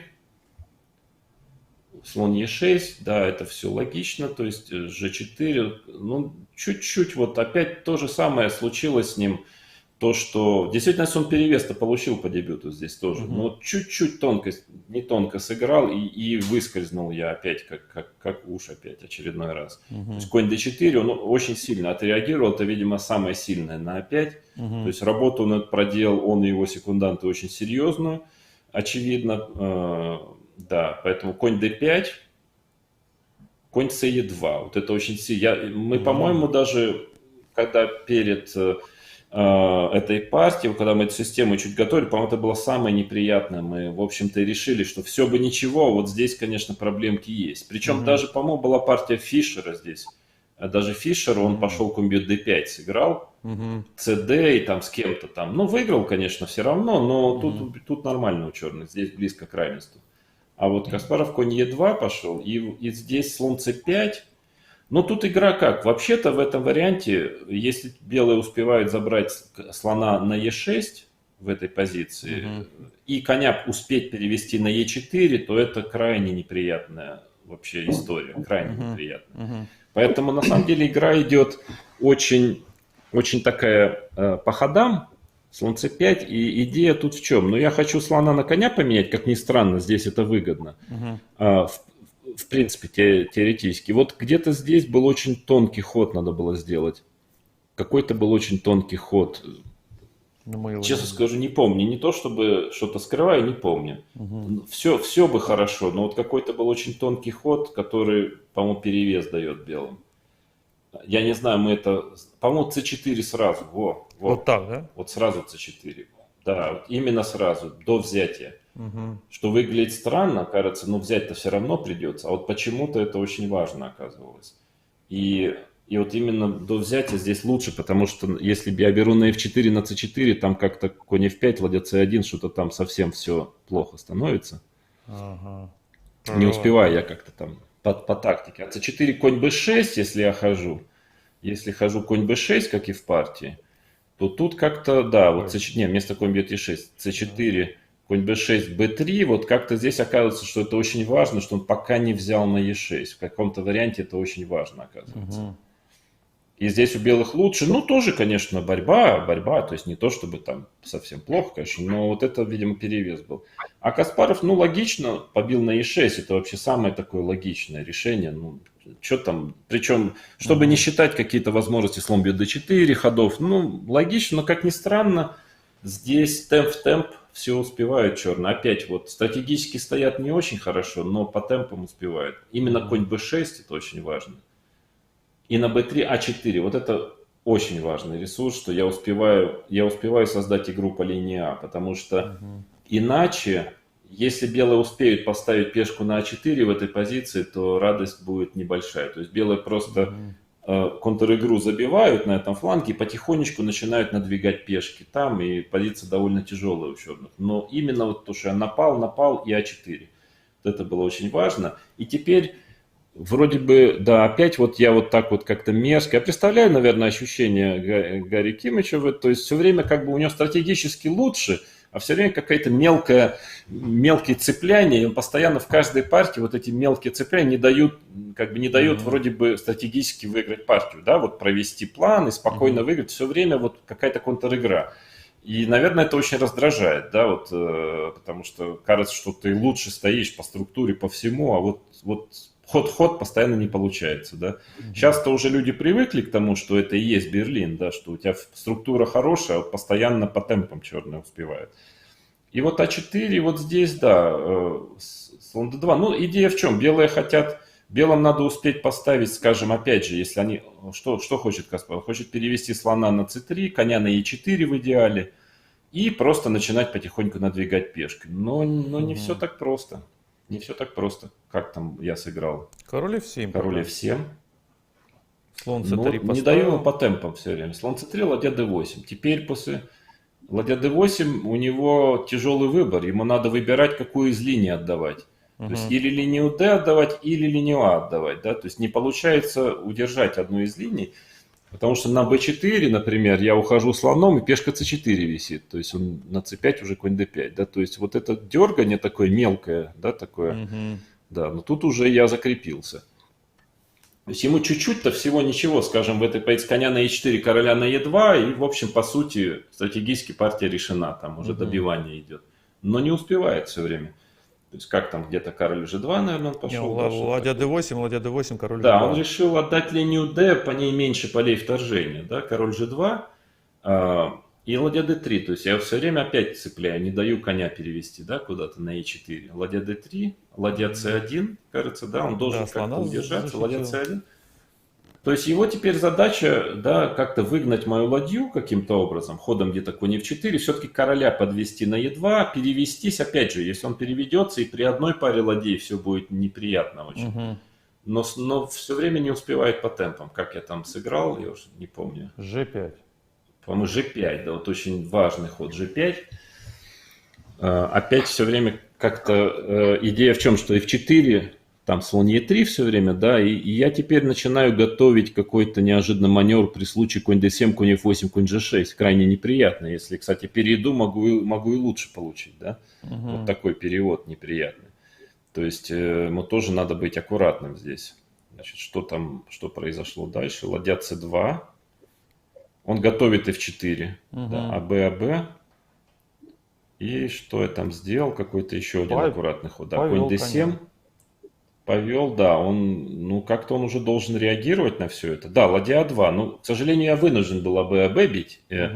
Здесь единственное, что у него линия А появляется, но ничего страшного, потому что этот перевод коня, конь все-таки очень сильно А почему вынужден был АБ играть? А потому что на конь d7, я думал, мне БА очень не нравилось. БА, опять ладья Б2, как бы там пешка А не прошла. То есть он начинает пешка А, то есть вот это мне не нравилось. Поэтому пришлось АБ. Но ничего страшного. Линия А, конечно, дело такое, но все равно. Все-таки у него слишком фигуры плохо стоят. Да? То есть, скажем, если конь G3, я уже слон D4 к пешке Е5 цепляюсь. То есть вот как-то вот в этом Берлине все время как будто в понедельник, да, мама родила. То есть все время что-то не получается перевести. Впрочем, не только у Каспарова, у большинства игроков. То есть черных ресурсов, вот эти постоянные тактические, их очень много. Да, ладья А2, что я там, какого-то слона убрал, наверное, хочу теперь конь С5. Тут достаточно форсированно пошла игра. То есть, как ни странно, в общем-то и черным, и белым надо быть аккуратным, потому что черные начали выскакивать. Где-то при случае можно и хуже получить белыми. То есть надо все-таки быть внимательным. Поэтому он тут форсировал. Тут довольно форсированная пошла игра. Ладья А7. Но уже он вынужден, чтобы вообще хуже не получить. Конь С5. Вот удалось как-то создать игру. F3 какой-то ход, да, почему-то. Потому что на B4 конь E4, вот опять E4, все, он да, там да. темп в темп не успевает. Конь слон E1, ладья D1, все время напал, не получается вот ничего, да. Как бы не даю спокойной жизни. Поэтому F3. Но с другой стороны, правда, тоже он и B4 грозит. Ну вот конь B3 и ладья B7, конь C1. Вот точный ход, да. Опять, правда, на темпе все, потому что иначе было бы хуже. На конь c1 и, ну, получается форсированная позиция просто ничейная. То есть он должен брать на c1, ладья c3, там конь e2, ну, например, да, там ладья bc4, ну, или там ладья bc4, ладья bc7, там, ну, и ничья просто, в принципе, тут ничейная позиция. Поэтому где-то тут то ли я, то ли он ничью предложил, я уж не помню. Он. Да. Он, да? Ну, да, в общем, здесь ничейная позиция просто. Пешек поровну и, в общем-то, да. Так что получилось, ну, я считаю, что это как раз партия очень хорошая получилась. То есть в плане того, что я очень точно играл, ни одной, ну, скажем, везде было опасно, как и обычно, но неточности не совершал, все очень точно, аккуратно, все срослось по темпам. То есть нельзя сказать, что он где-то, за исключением дебюта, вот хода c4 до конь e6, что он где-то мог реально как-то что-то, проблемы какие-то поставить. И я думаю, что она могла его очень, так сказать, смутить именно тем, что вот буквально одну небольшую неточность он сделал, и все, и уже ему не удалось даже проблемы поставить. То есть это было, в этом плане я был очень доволен этой партией. Женя, вот какие ощущения сейчас, вот глядя на эти партии? У меня такое чувство, что очень интересные шахматы, вот что как бы партии очень содержательные, очень так как-то тонкая какая-то борьба идет, ход все время на 3 результата идет игра. То есть сейчас таких партий в матче на первенство мира, ну, не увидишь. У меня та же мысль сверлит, просто сверлит. Я не могу понять, в чем дело, что такого случилось, почему, если посмотреть этот матч по содержанию, ну, он и по накалу, и по, в общем-то, и по качеству, но ошибки, да, но и какие-то интересные замыслы, решения, концептуальные решения дебютных проблем, там целые выплескивали, буквально там смена рук происходила. Каспаров сыграл c4, d4, e4, да, ну, Володя там тоже играл разные системы. И во что это выродилось в последнее время, какие-то, ну, вот может быть, если мы их начнем, эти матчи, также глубоко смотреть с Бори Гельфандом и с Вишанандом, и тоже мы, наверное, увидим какую-то колоссальную внутреннюю интригу. Но вот общее впечатление, которое сохранилось, какая-то скука, безнадежность царили на шахматной доске. Не могу понять, в чем дело, что такого, почему тут жизнь бурлила, а потом какое-то вырождение этих матчей, а уж последний, вот по общему ощущению, которое больше завораживало зрителей какой-то внутренней интригой, какой-то невысказанной динамикой, энергией. А вот на доске мы этого не видели. А здесь просто, ну, потрясающая жизнь была.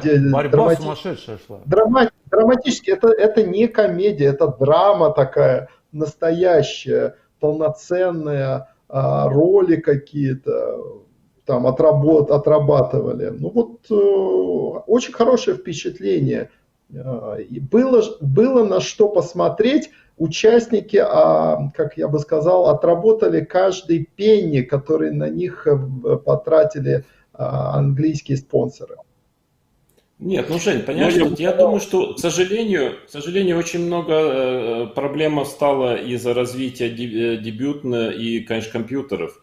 То есть проблема в том, что, я не знаю, не всегда в матче на первенство мира сейчас там готовы, скажем так, участники, может, каждую партию играть на пределе, но в любом случае просто настолько выучены дебюты, что, ну, просто некуда идти почти, да, то есть там до ничей доведены все эти линии, которые мы играли, там уже везде показано уже, ничья только запоминай и выходи. И вот очень, скажем, половина партий сейчас в матче на первенство мира, по сути, белые не могут игру завязать. Не то, чтобы тут, как мы видим, здесь белые, ну, как минимум в половине партий просто перевес получали в нашем матче, если не больше.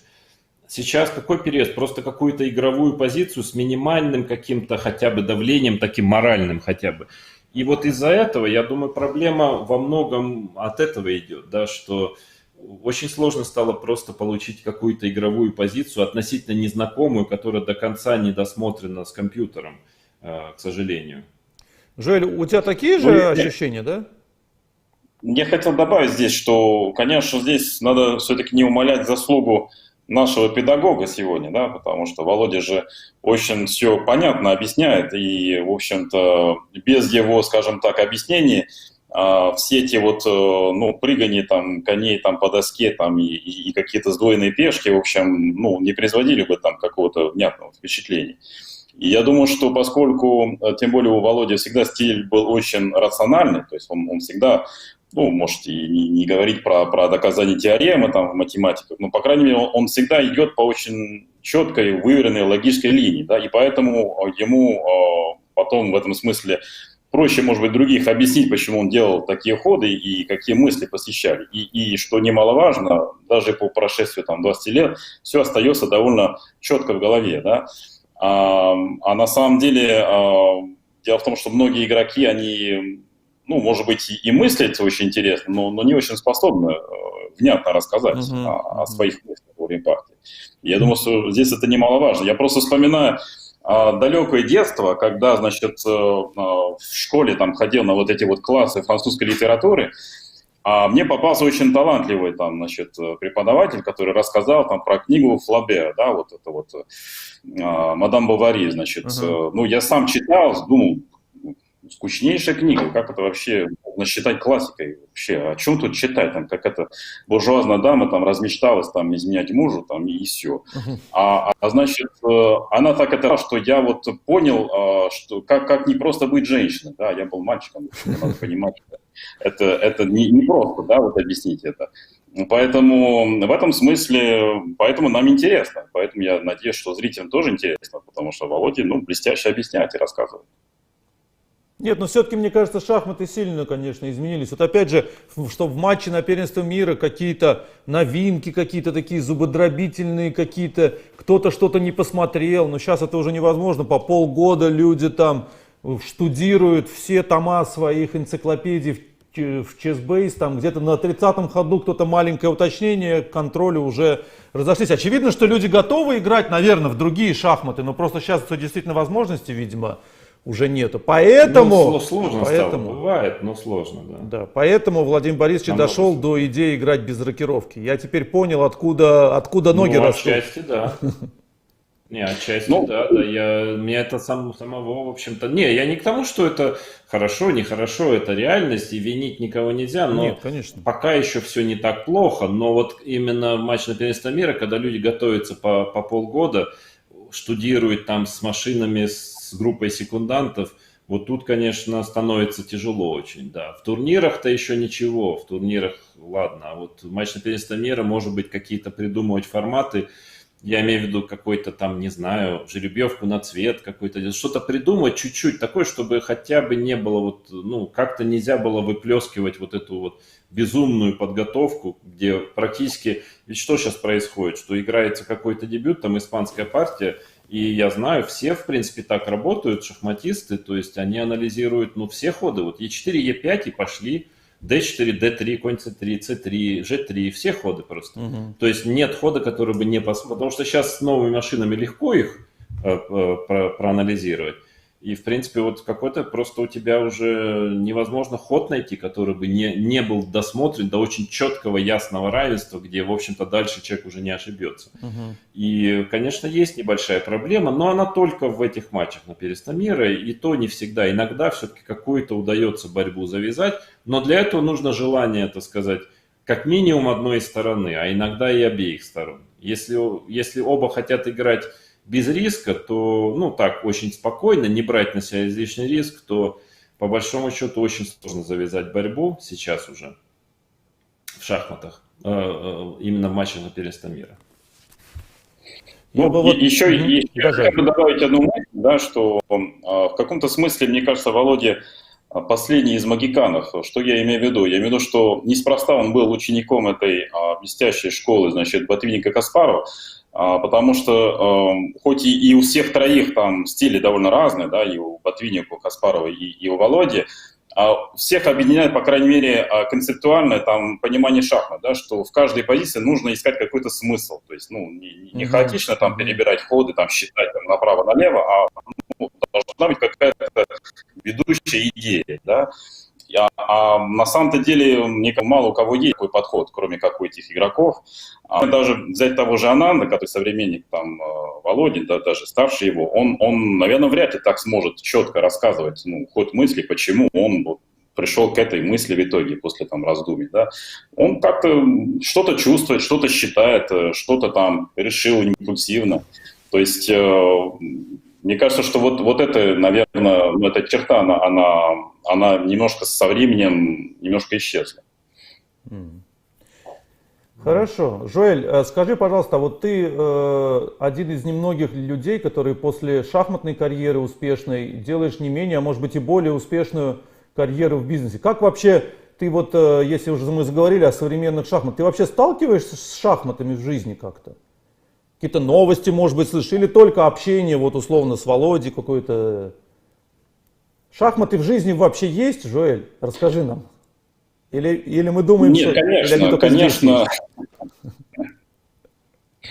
Нет, одно могу сказать точно, что вот появление вот AlphaZero всех очень сильно взбудоражило, да, то есть вот эта вот история.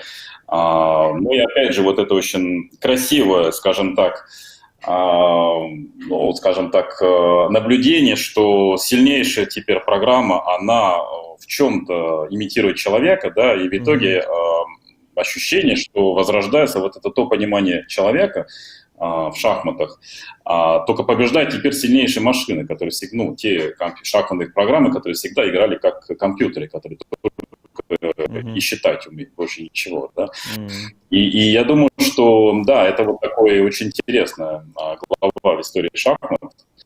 Ну, на мой взгляд, это ярких событий. Ну, плюс, конечно, как бы нескончаемая череда подвигов там, интересует не только шахматиста, да. Я думаю, что многие об этом слышат. Ну, по крайней мере, все знают его, и все знают, что он из такой непонятного места для шахматного, для шахматиста, я имею в виду там, из маленькой страны, там, Норвегии. Поэтому вот какие-то такие моменты доходят до, скажем, обычных людей, да. Ну, хорошо.